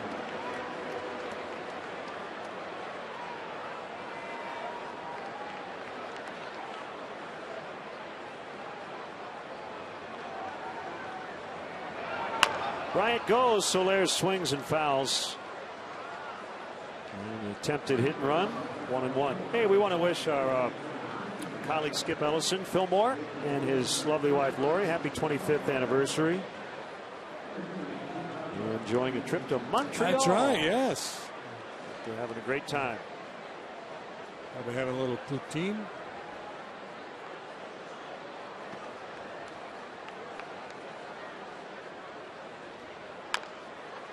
Chop to third. Carpenter just made the switch from second to third and makes a nice play. Tying run at second with 2 outs. Tenarfield will be called back and Coughlin will take the at bat.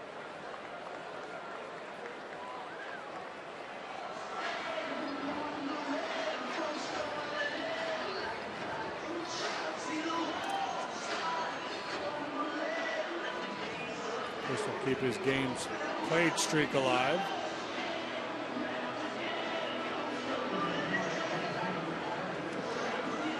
What's he up to now? Over 140 now. I'll tell you right now, 147 and counting.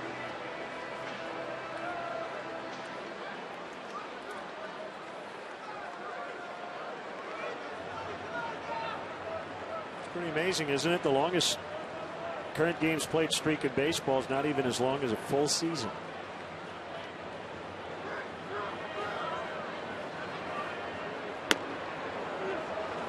Strike 1.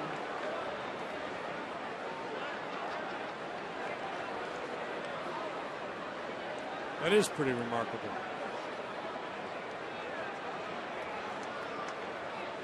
And I think it makes a lot of sense.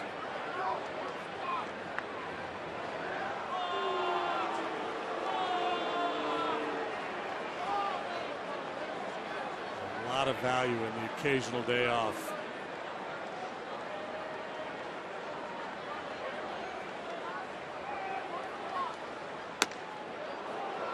Missed the inside corner. Manus thought it was a strike. It's 1-1.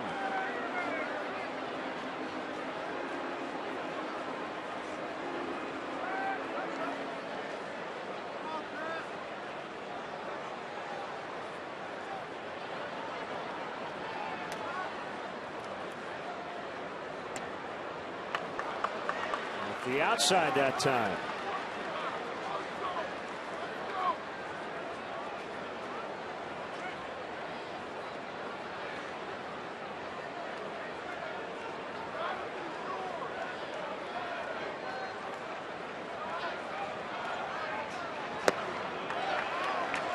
In, out, in.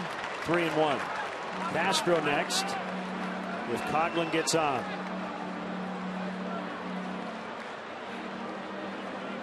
That wind blowing in, the Cardinals have shortened up anyway on the offside, but in left and center fairly shallow for Coughlin.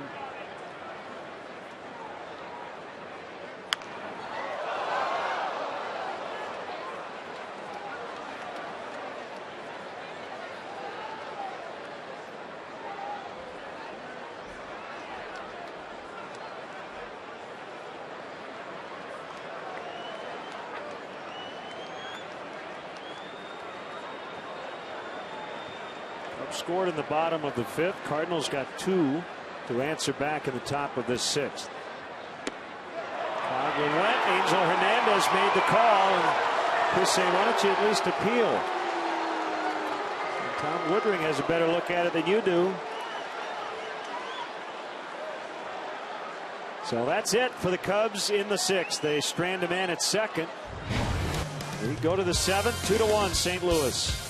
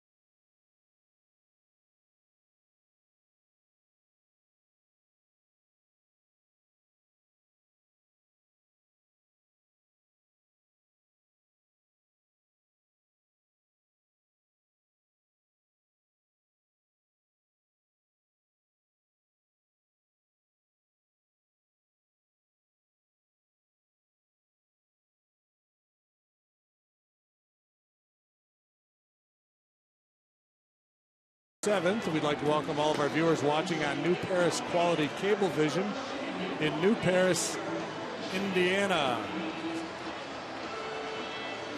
Time now for you to tweet your strongest fan photo. Use hashtag Northside DataStrong Fan, and you might just see yourself in an upcoming broadcast brought to you by T-Mobile.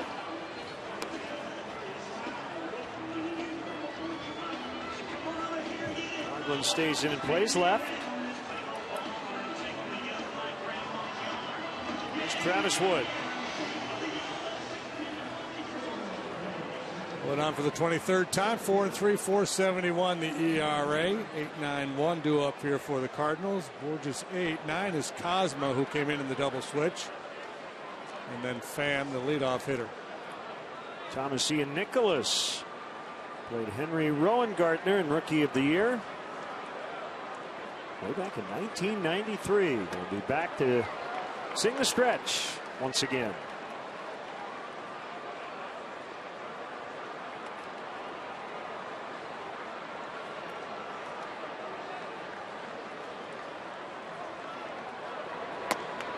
That is a strike. It's 0-2 to Borges.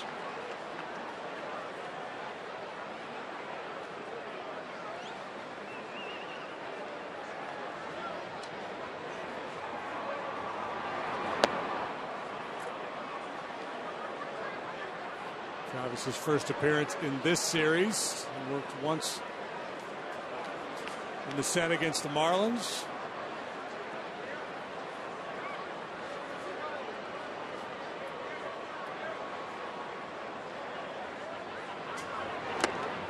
Foul tip, strike 3. Here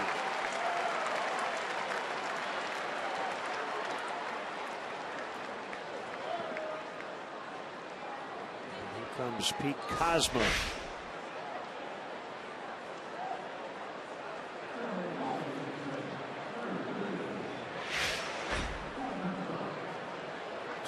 Cardinals here in the 7th. Another big crowd here for game 2.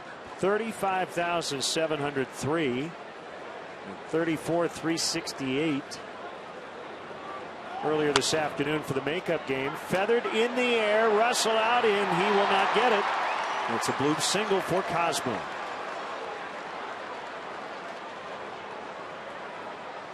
Just didn't hang up long enough for Russell to run under it.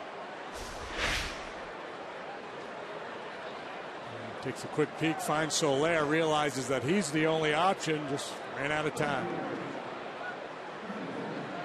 Long way to go, short time to get there. Jerry Reed.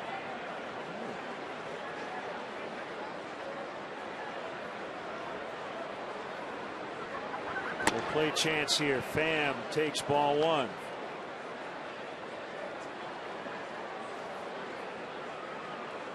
Two 2-1 Cardinals.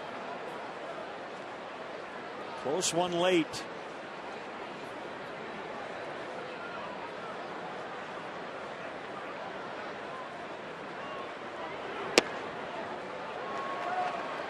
One and one.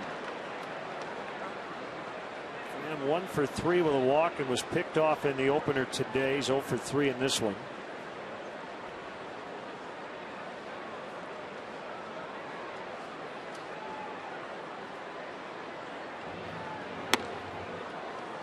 Cutter in.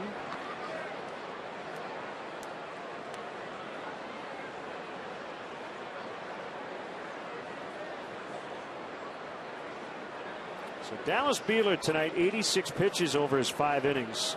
Charged with 2 runs, both scored after he left the game. Tim Cooney 5 1/3, 3 hits, 1 run. As JD mentioned, both guys making just their 3rd major league start. Both looking for their first major league win. Cooney the only guy who could get that.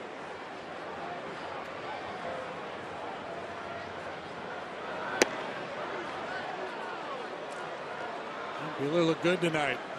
Curveball was good. Fastball command for the most part on point. Leadoff walk to Carpenter in the 6th really hurt him. Carpenter does that to a lot of guys. There goes the runner Cosma. It's ball 4, so he can pull up at second.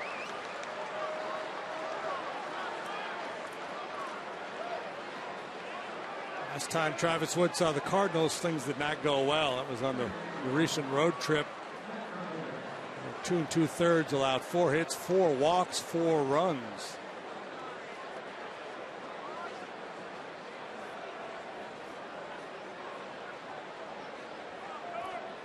Mets and the Giants starting in about 5 minutes. Bartolo Colon and Matt Cain in that one. The Mets a 3-0 win last night.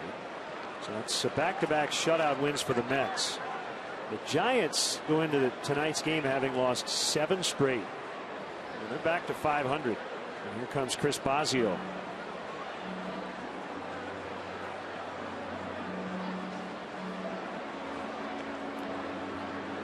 So while the Cubs have gone 3-8 against the division-leading Cardinals, sure helps to have gone 7-0 against the team directly behind you in the wild card race, the Mets.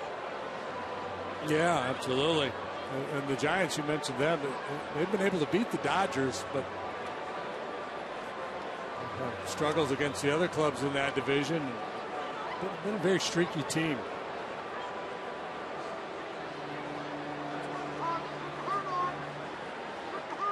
Giants are 9-3 versus the Dodgers.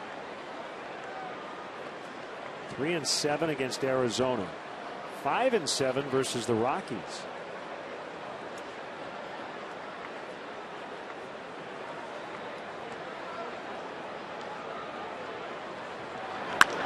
Carpenter lifts one in the air out into deep left. Should be no problem though for Coghlan. Runners will stay where they are.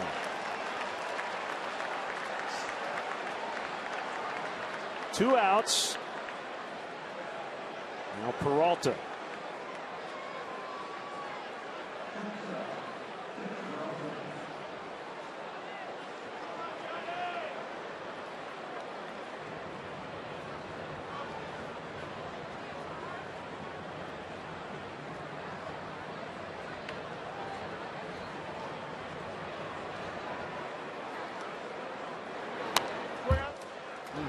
Aggressive hack there by Peralta. Single to the wall and right last time up. Should have had 2 bases. Just didn't go hard out of the box.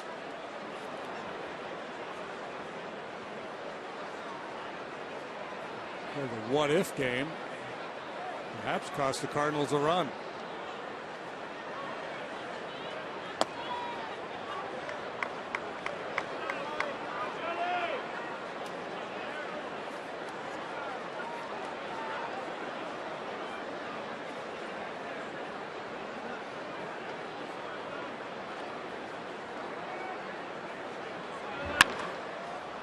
ball diving stop. Bryant up with it. Throws to second. Russell covering. Inning over. Stretch time.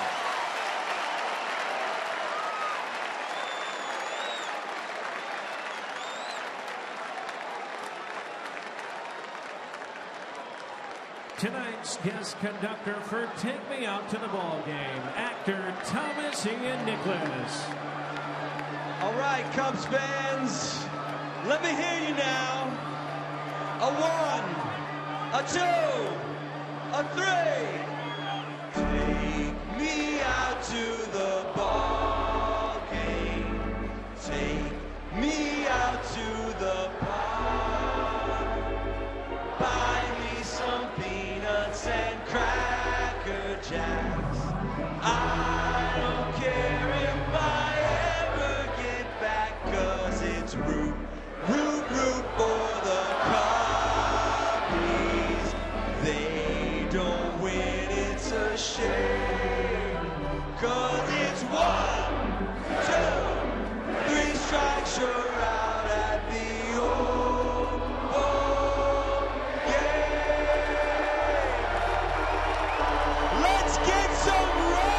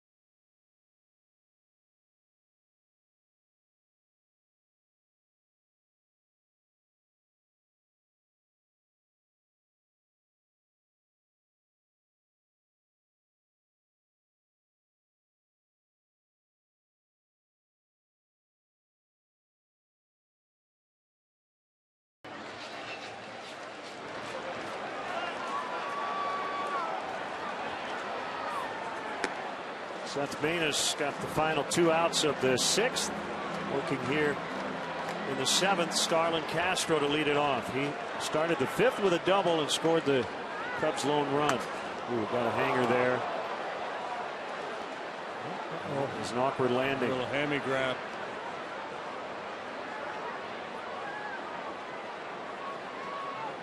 Maybe just a little temporary lockup. I'm always worried about strained muscles in a doubleheader.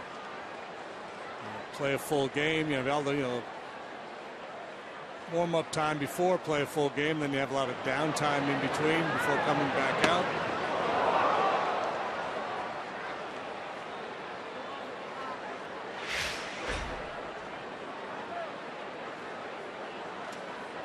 Keep saying he's all right, but okay, now he's all right. Yeah, this Charlie horse or something. Yep, just not quite right.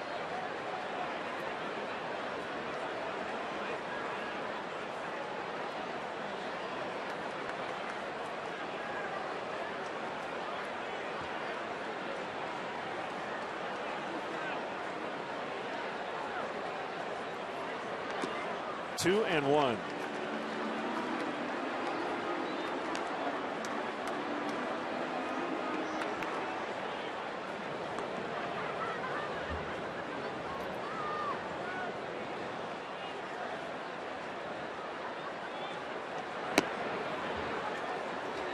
Three balls and a strike.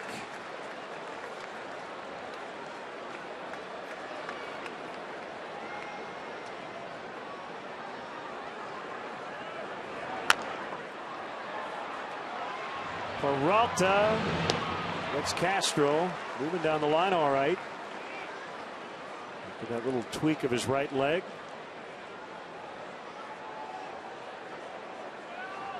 Miguel Montero now for Teagarden. Knocked in the Cubs run. That was Castro in the 5th.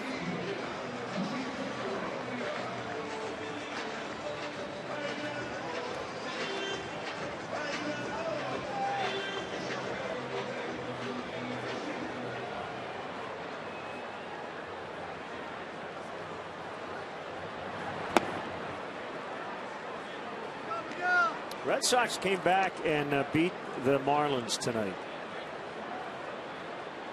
at Fenway, 4-3.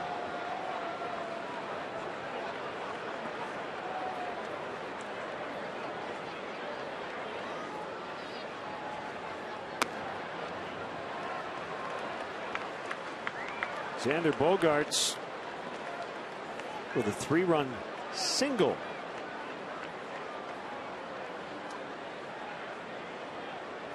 That was a game winner in the bottom of the 7th. It was off Carter Capps. Very intriguing situation over there in the AL East. It's 2.5 games separating the top 4 clubs. Coming into play today, the Yankees, Baltimore, Tampa, and Toronto, and then Boston 6 back, but playing some of their best baseball of the year here lately.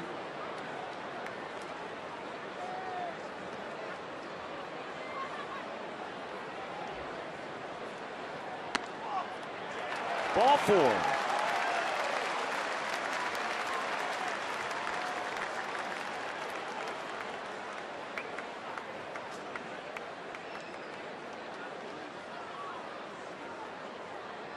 Baxter was out on deck. He's been called back.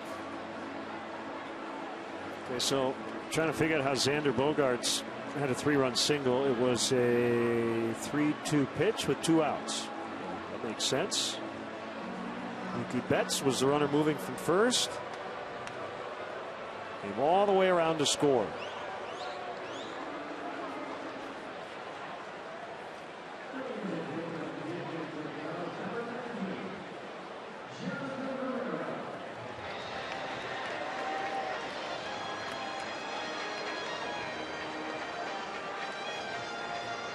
Here's Herrera.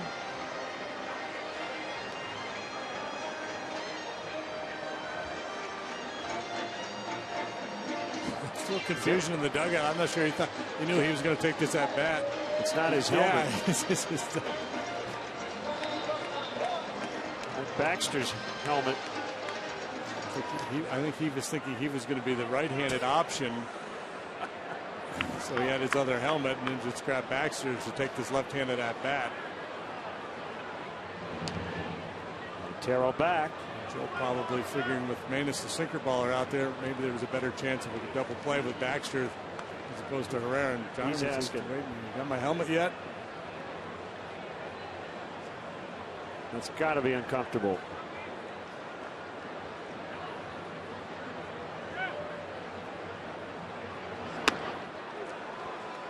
Ball 1. Yeah, little pitch out there.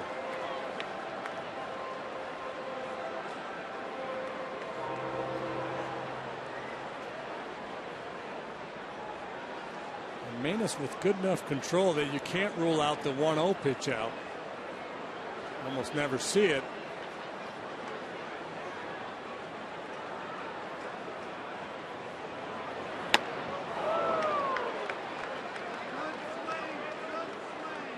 Boy just ran down into the dugout to locate his helmet. He's clearly distracted.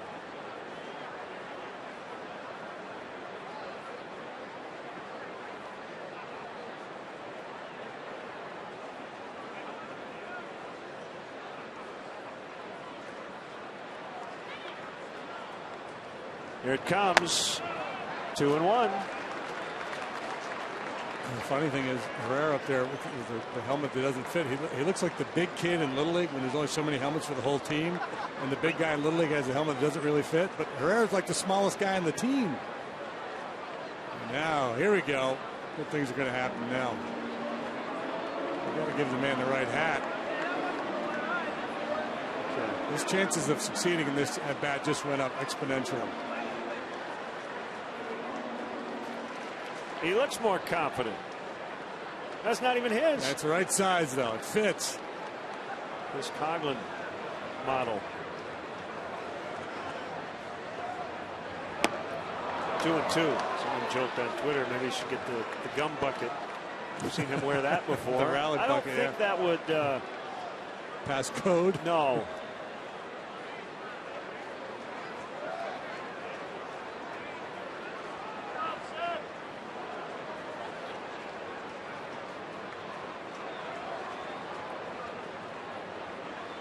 2 balls, 2 strikes. Ground ball into right. Montero to second. He will stop there. You got to give the man the right hat. See, appropriate for rubbing. There he goes.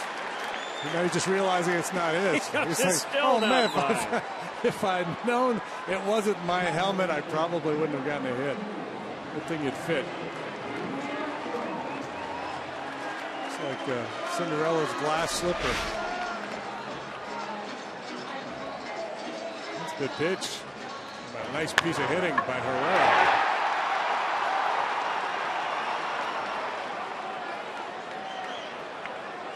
Russell takes a strike. 0-1.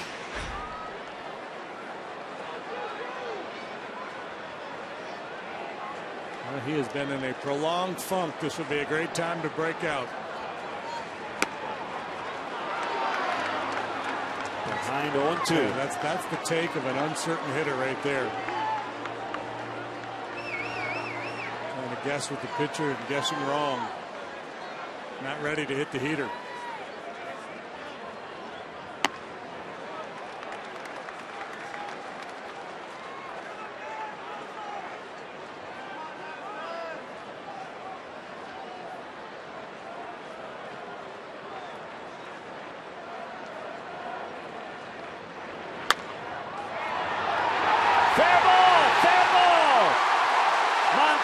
Score. We're tied. 2-2. Thing of beauty off the bat of Addison Russell. Not really well struck, but very well placed. Mike Matheny may want to look at it as Manus came all the way over to argue with Pat Hobert. Mark Reynolds is incredulous. He thought it was a foul ball for sure.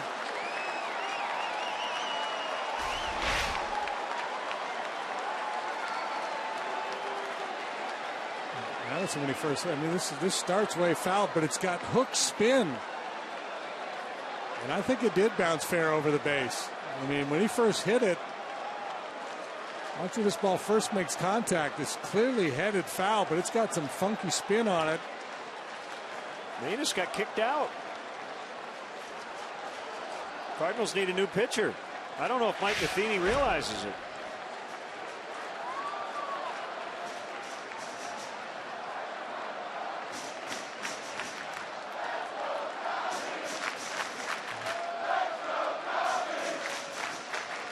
I think now he's just realizes his pitcher got kicked out.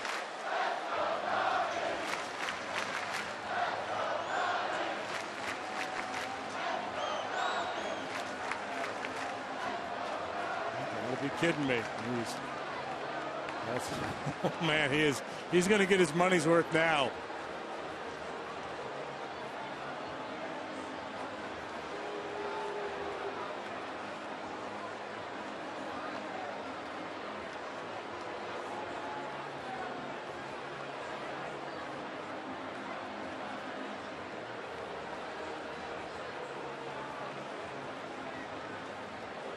Well, that's something you almost never see, a pitcher being ejected by a base umpire in a call on the bases, or in this instance, it's a fair foul call.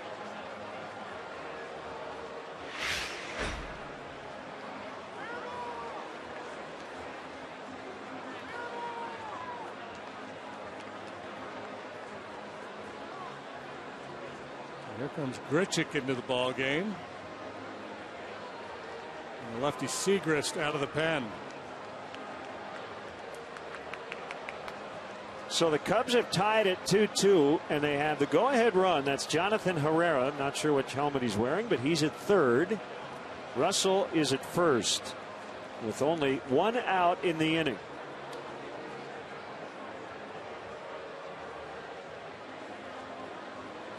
So Segrist into the game after the ejection of Seth Manus, and we'll be back in a moment.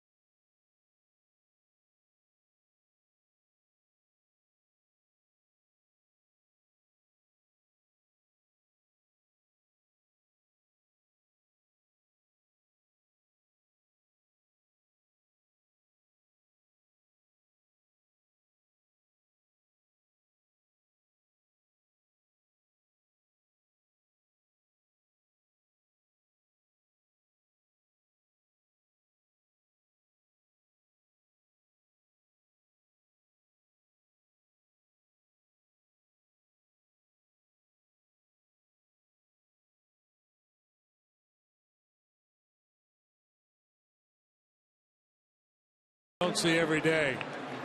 Funky ground ball. The first bounce clearly foul, and it's got some kind of crazy side spin. That time it hits the chalk. Over the top of first base. Yeah.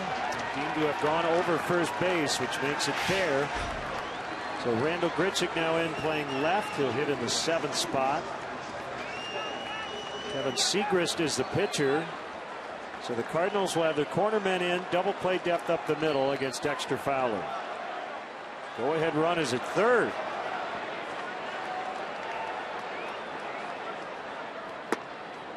Strike one. Segrist, the plus arm, gets plenty of strikeouts. As we've said frequently today, Fowler better from this side of the plate. Oh, by the way, that play not reviewable because it was in front of the first base umpire. These fair foul calls can only be challenged behind the umpire as Fowler squares and a throw to third. Herrera was not too far off the bag. That's a tough play for the base runner in that situation. If the guy's going to drop a bunt down, you want to be in position to score a run. But when he takes the pitch, especially in the strike zone, you really have to scramble back.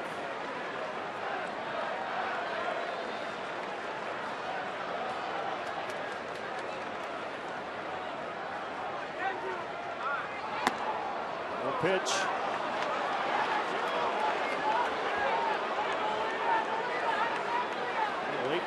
Timeout calls by Angel Hernandez. I think Yadier Molina might be asking, are you sure Fowler even asked for timeout?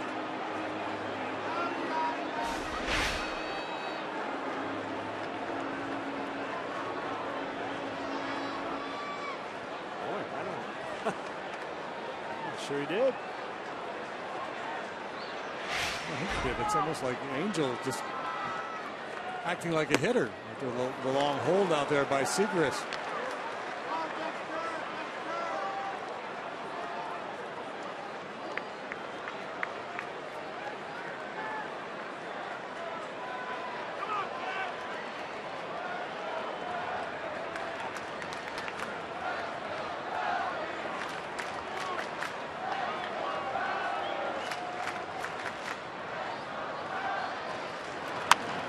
Back to the pitcher. They'll try to turn two. Bad throw! Herrera's in. Everybody's safe. I got to be honest, JD. I was a little surprised Segrist tried to turn two and didn't get that runner between third and home. When the double play's in order, the play is to go to second base and try to get two. Most pitchers have a hard time committing to that play because there's a big run coming down the line from third base. It's the right decision, but horrible execution. He just didn't look quite comfortable to make this play here. To reach back across his body to field it, he never got into a good throwing position. Yeah, I know that's the right play, but as we see so many times, pitchers just have a hard time putting that ball right where they need to. So, 3-2. Inning still alive, only one out.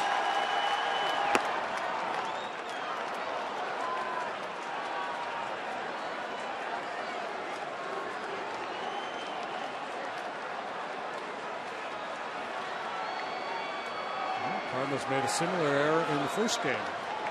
Kolovich, I believe it was, threw the ball away on a potential double play at second base. 1-1.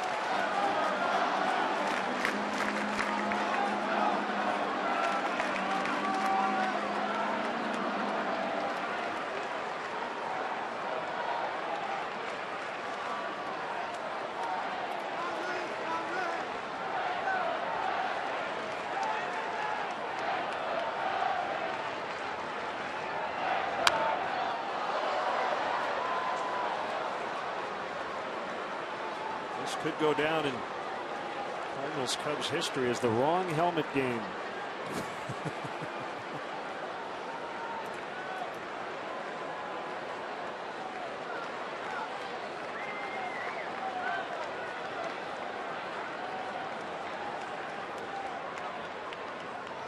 Anthony's hands are right in the strike zone. He's not yielding at all to the hard-throwing lefty.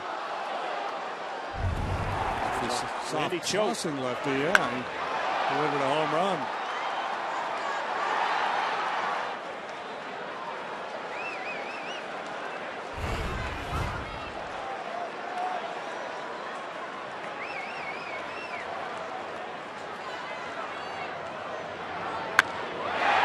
Center field, Russell ready to tag. Caught, made. Borges 4-2 on the sacrifice fly.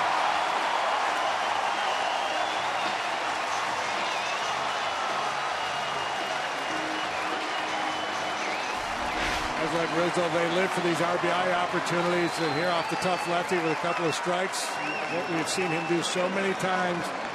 Quiet lower body, uses the hands. Well off the plate. Gets it done.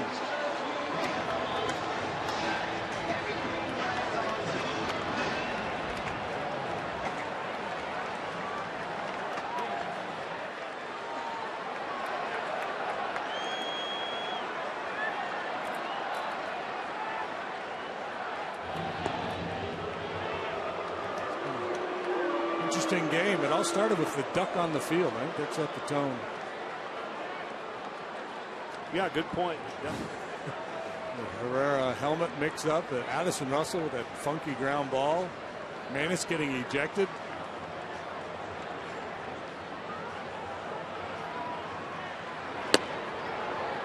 Missed the outside corner.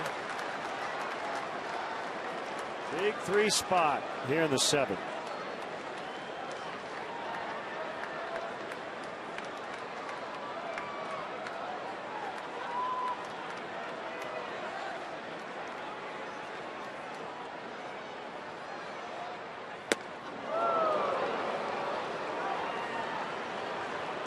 Shot of Castro really trying to stretch out that right hamstring after tweaking it. An overly aggressive swing earlier in this inning. We'll see if he comes back out on defense.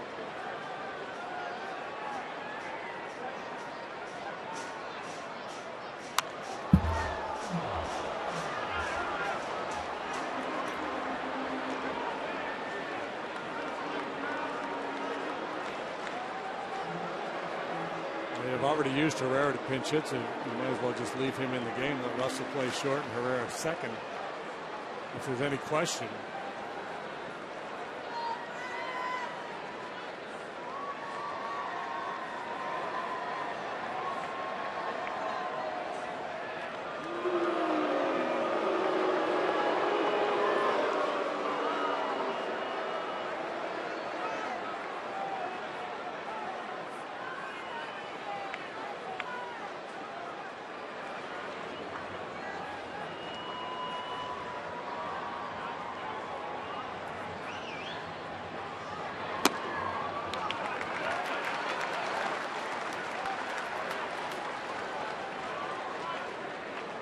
Cubs a 7-4 winner in the makeup game earlier today. Ended a 5-game skid against the Cardinals.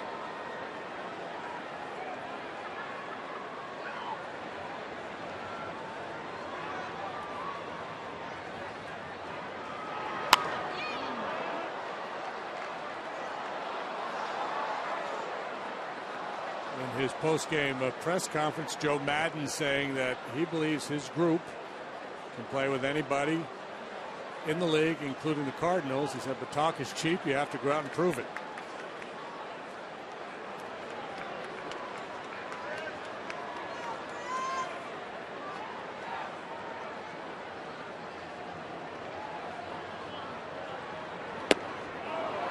Good take. 3-2 now on Chris Bryant.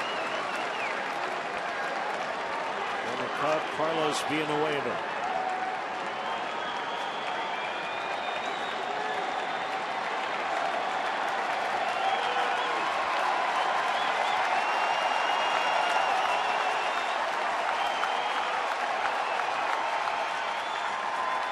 There goes Fowler's swing and a miss to end the inning. Well, in hockey, you hear about puck luck.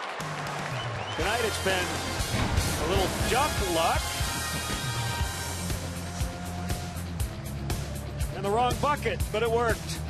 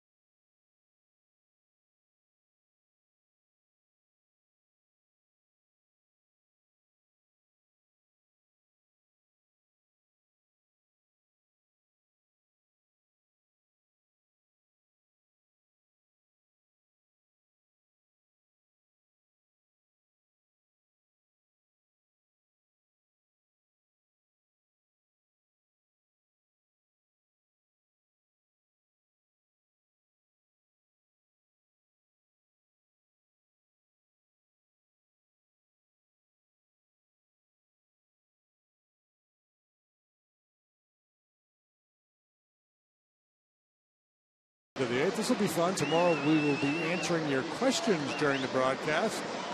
To participate, visit CSN Chicago's Facebook page. Submit any questions you have for us. And tune into tomorrow's game to hear our answers. Travis Wood now could get a win. Herrera stays in. He is going to play second for Russell. So Castro will also remain in the game at short. Miguel Montero will catch after pinch hitting. Here's Hector Rondon.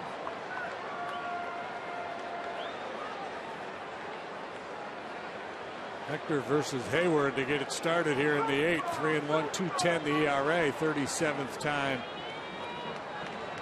out there for Hector. Two-seamer and 95 for strike one. He's been mixing things up a little bit here in recent outings. Occasional changeup.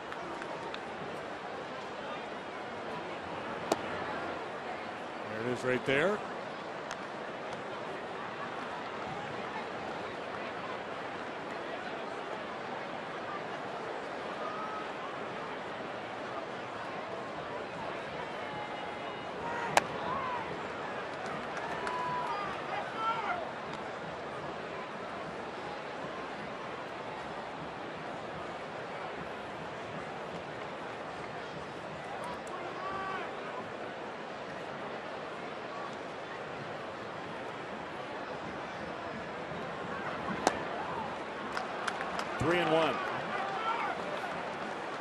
Tried to overthrow the last couple.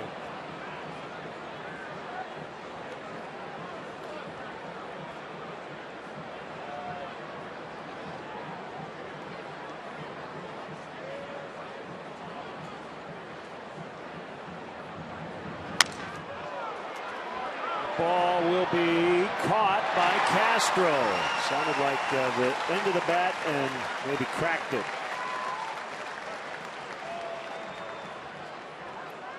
Slug your way to the Home Run Derby crown and master the free award-winning game millions are playing. Download MLB.com Home Run Derby free on the App Store and Google Play.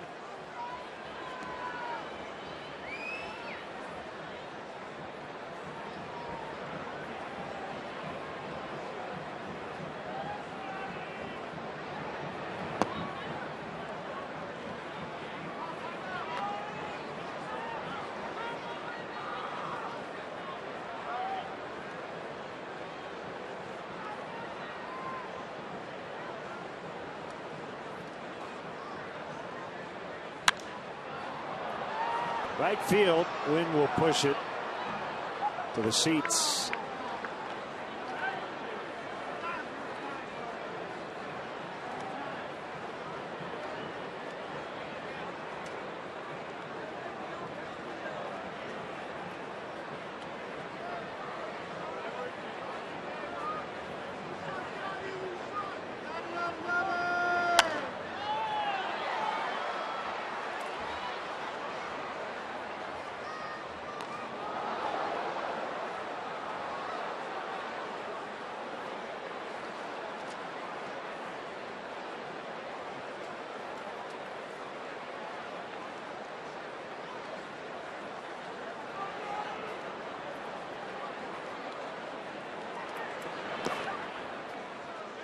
Cubs are looking for their 456th all-time doubleheader sweep.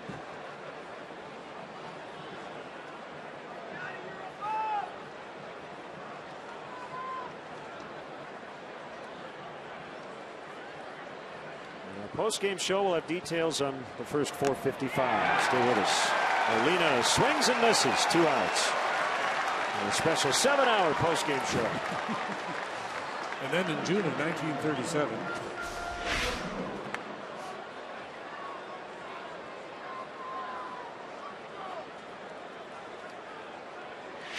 Now, a great majority of doubleheaders are split.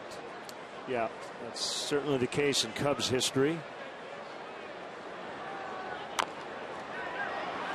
Nice job, Hector Rondon. He got behind Hayward. Ended up retiring him. Molina struck out. Reynolds tapped to the mound.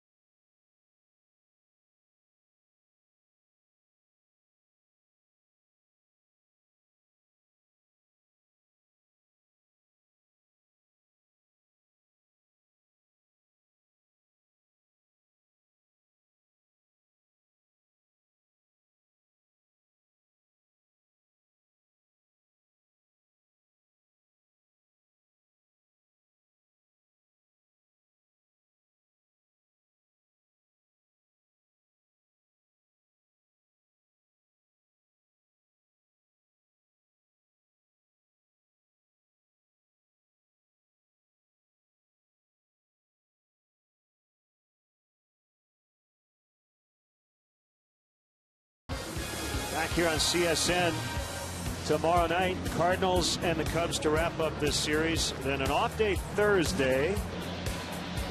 Sox come in for the weekend.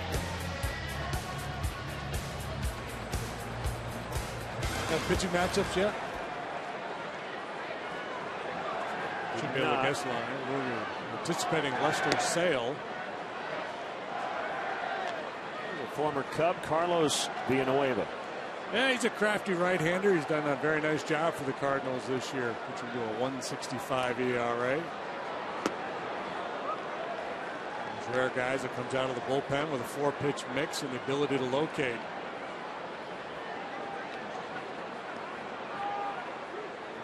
Yeah, it looks like Rodon, Sale, Quintana for the White Sox. Hendricks, Lester, and Arrieta, right? Yeah, the Cubs. Yep. Would be good stuff. Ballpark would be jammed. Would be a lot of energy. I look forward to that series.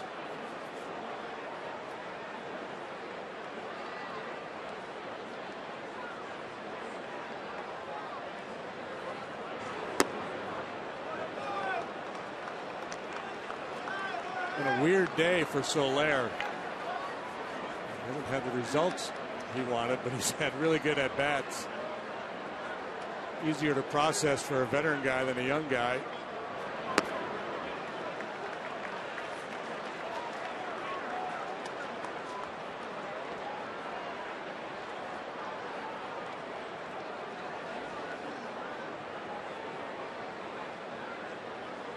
You hear the word process so much, you know, to do the right thing. Football's hard to worry about. Well, that's what's supposed to happen. Soler will stop at second with a double. First hit of the doubleheader.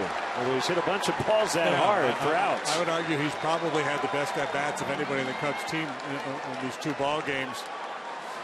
Finally, find some open real estate out there.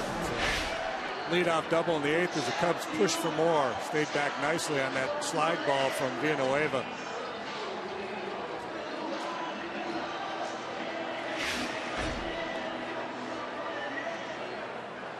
He was contemplating 3. The fans wanted him to push for 3, but with nobody out, the prudent play is to settle in at second base.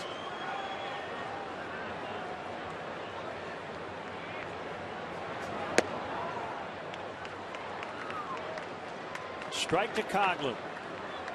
Shout out to the Griffin family watching back in Oswego, New York. They're huge Cub fans.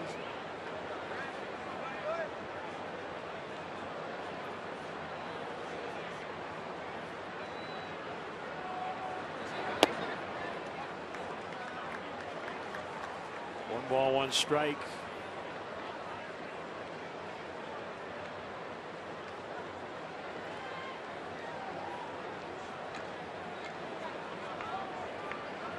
Caesar with a leadoff home run for Iowa.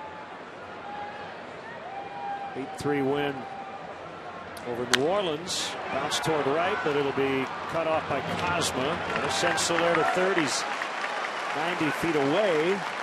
Only 1 out. Yeah, good at bat there by Coughlin. Nothing else. Advance that man to third base this late in the ball game. You're just trying to tack on here. Coughlin effective, and that makes Castro's job that much easier. The Cardinals will pull the infield in. Kyle Schwarber had a homer and 2 doubles tonight for Iowa. There's Manny Alcantara, stole a base, had 3 hits.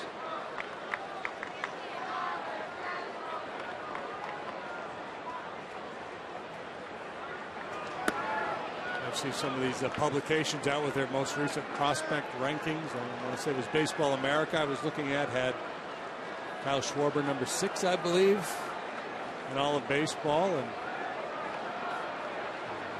Ivor Torres top 50, Billy McKinney as well. Look at the run in and maybe more. Borges on the move, makes a running catch. Soler will score. Sac fly. Starlin Castro.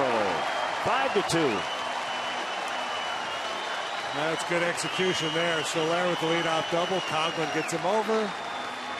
Castro gets him in like Rizzo last inning. The sac fly. Watch how he stays through this one.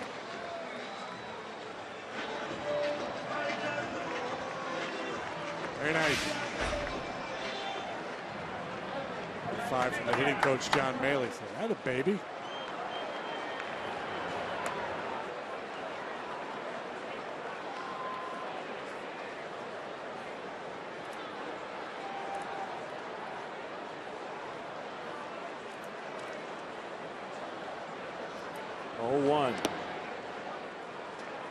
And evens it up at 1 apiece. Jason Mott finished the first game of the doubleheader. It was not a save. He didn't start the 9th. Neil Ramirez got 1 out, allowed a couple runs. Mott came in and got the final 2 outs. He's getting ready for the 9th in the Cubs bullpen.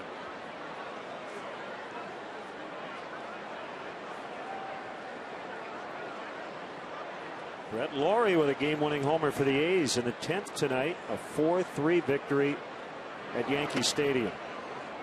A rare 1-run win, right? For Oakland, yeah. The A's now in 1-run games. They're 7-21 after a win in that spot. Montero has walked both times up.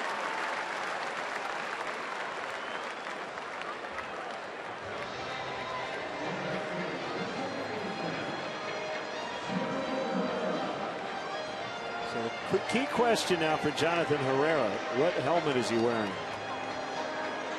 Should we play guess the helmet?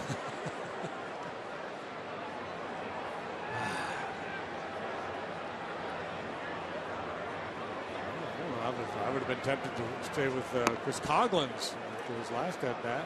They started with Mike Baxter's, clearly too small, then ended up with Coghlan's. It looked like it fit, and then he got to first, and he went, who's number 8? It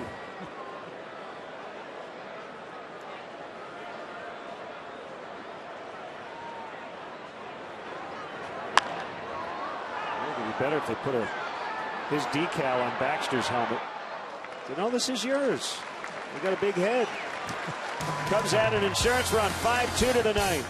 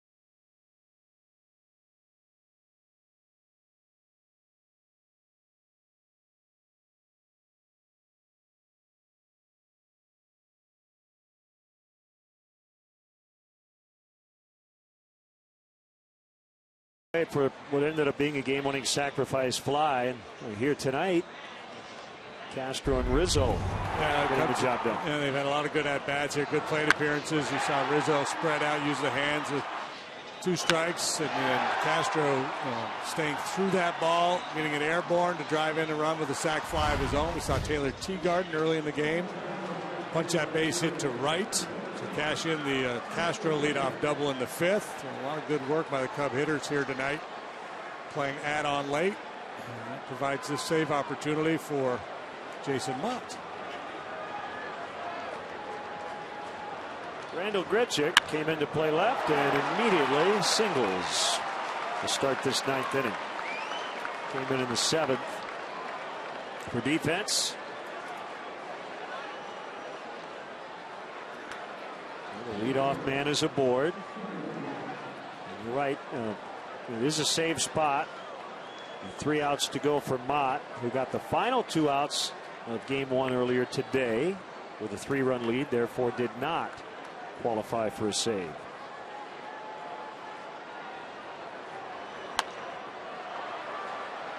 Borges fouls out of play. Cardinal hitters know they're going to see a lot of hard stuff from Mott. He's essentially a 2-pitch pitcher, fastball, cutter.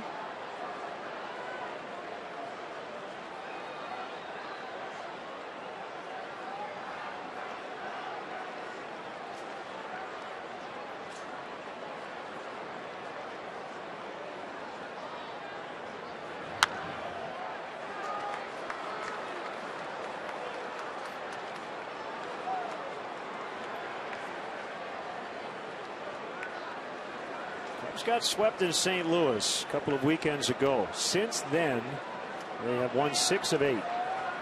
Trying to make it 7 of 9 and a doubleheader sweep today.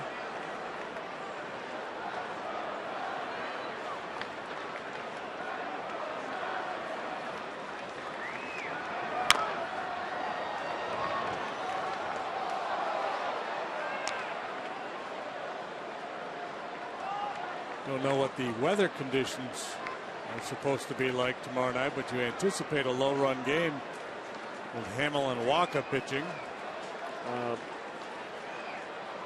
Not as cool, but not hot.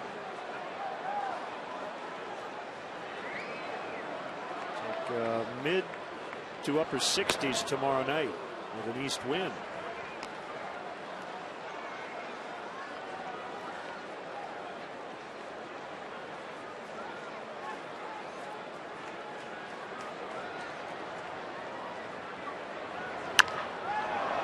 Center field, Fowler in. Base hit. Tying run will come to the plate with nobody out.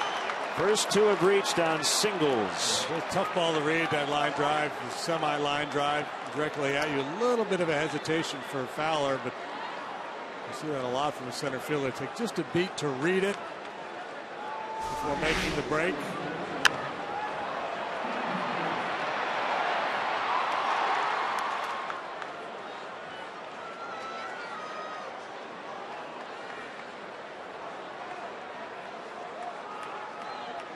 Pete Cosmo singled in the 7th.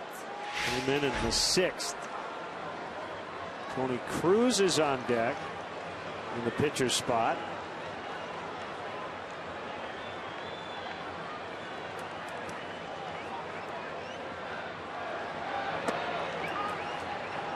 Inside, ball 1. Cosmo with the base hit back in the 7th. Not had a lot of at bats. Hitting a .161. All of his hits have been singles. 33-year-old Mott. And a fly ball to right. Soler's back on it. And he makes the catch. Runners will hold. 1 out.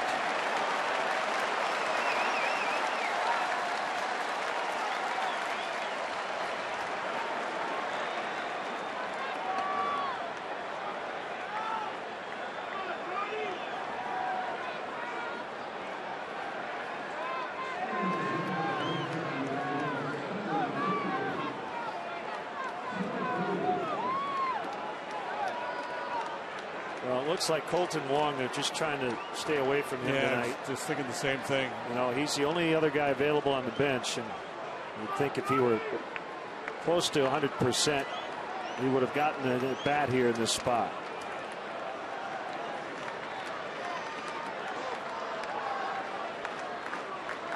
And Wong injured his head in a diving catch in game 1. No concussion, but had a bit of a headache, so I stayed away from using him here in game 2.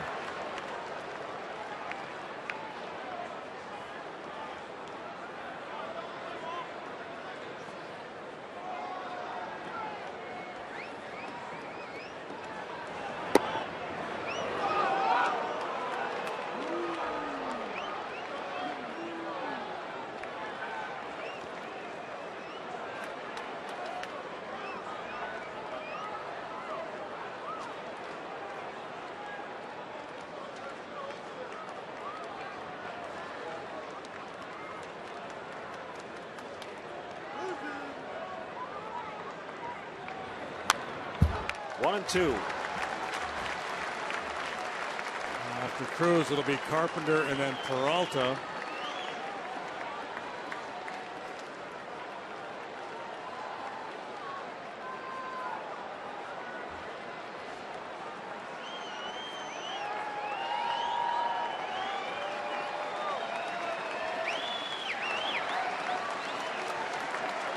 Yeah, this is a key guy to get.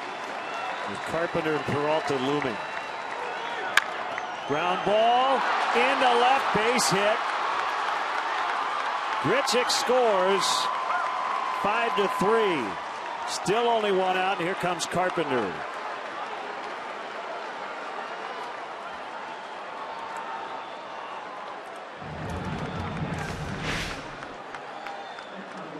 Two-seam fastball running in on Cruz, and he's able to get it under the glove of Chris Bryant, who made a spectacular play on a similar ball earlier in the ball game.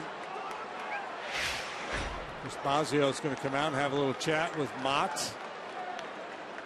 Clayton Richard, the left-hander,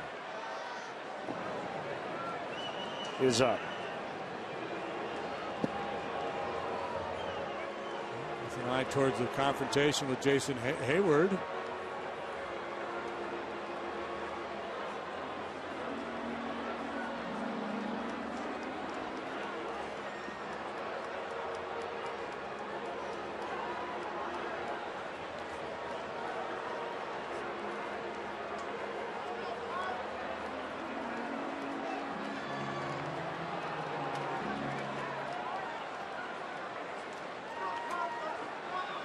Carpenter has not been at his best of late. But his A game is about as good as anybody in the league. His plate discipline, his approach, the ability to hit line drives all over the field. 1 out of 3 with a walk tonight.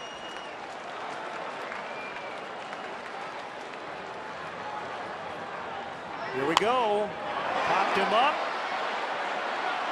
Bryant and Castro, and it'll be Chris Bryant, foul territory for out number 2.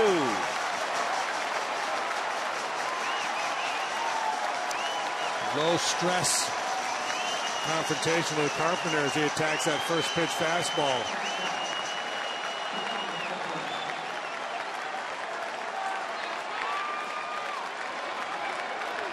Not out of it yet.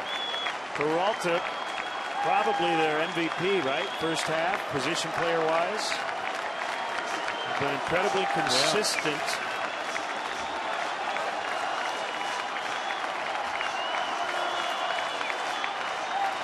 Fans on their feet. Broken bat, ground ball to the shortstop, Castro. Cubs win! Cubs sweep! The Cardinals made a little noise here in the 9th. But Carpenter goes down on the first pitch, as does Peralta. Hey, boy, Chris Bosio had a nice night today. Every time he came to the mound, something good happened. Hot, fired up. Getting the save against his former club. So the Cubs win both games of the split doubleheader. And a chance now to take 3 of 4 if they can win tomorrow night. A little bit of a nail biter there in the 9th. But Mott gets the save. Cardinals open the door with a critical throwing error by Segras. Cubs took full advantage. Nice day at the ballpark. Long day, but always feels good when you pick up a couple W's. Yeah, go ahead, play a little air guitar out there. Why not? So the Cubs now 46 and 37. 9 games over 500. As they win 2. Their high water mark of the year. Ernie used to say, let's play 2. How about let's win 2? Send it down to Kelly Kroll. All right, thanks a lot. Well, Addison, it's kind of been a struggle for you lately at the plate, but how rejuvenating to come through in that fashion in the 7th. It was awesome. You know, he got up on me early, 2 strikes, you know, just right away, and then I just had to battle from there. What did you see? Describe what you saw as that came off your bat and then headed down the first baseline. Well, first I thought it was foul, but you know, it took a weird spin and hopped right over the bag, you know, and the umpire called it fair, so you know, we scored a run off it. Is it magic? I think so. Well, listen, you kind of flipped the scripts on the Cardinals tonight. They don't make too many mistakes, but the fact that you guys were able to capitalize on them and take both of these games today, how big is that? It's huge. You know, in the past, whenever we played them, usually it was kind of us, you know, just messed up errors, you know, and you know, the game, you know, you just got to play the game, and you know, it was a great win. Congratulations, Addison. Enjoy this one. Thank you. There you go. Addison Russell coming through with a big hit tonight to tie things up, guys. Thanks, Kelly. And our Vintage Beverage Depot toast of the game, Dallas Beeler gave his team a chance to win tonight. In fact, both runs scored after he had left the game. Yeah, solid stuff from Beeler. Had the strikeout pitch working early. Ended up striking out 6 in 5+ innings of work. Good curveball there to get Mark Reynolds. Good sinking action to finish off Borges. Sinker again to get Reynolds. So solid stuff from Dallas Beeler tonight. 2 runs charged to him, but 5 very solid innings of work. So that will wrap up our coverage tonight. The final in Game 1, 7-4 Cubs. Game 2, 5-3 Cubs. For JD and our entire crew here at Wrigley Field, this is Len Casper inviting you to stay tuned for Blue Cross Blue Shield Cubs post-game live. The Cubs take the twin bill. Quack, quack.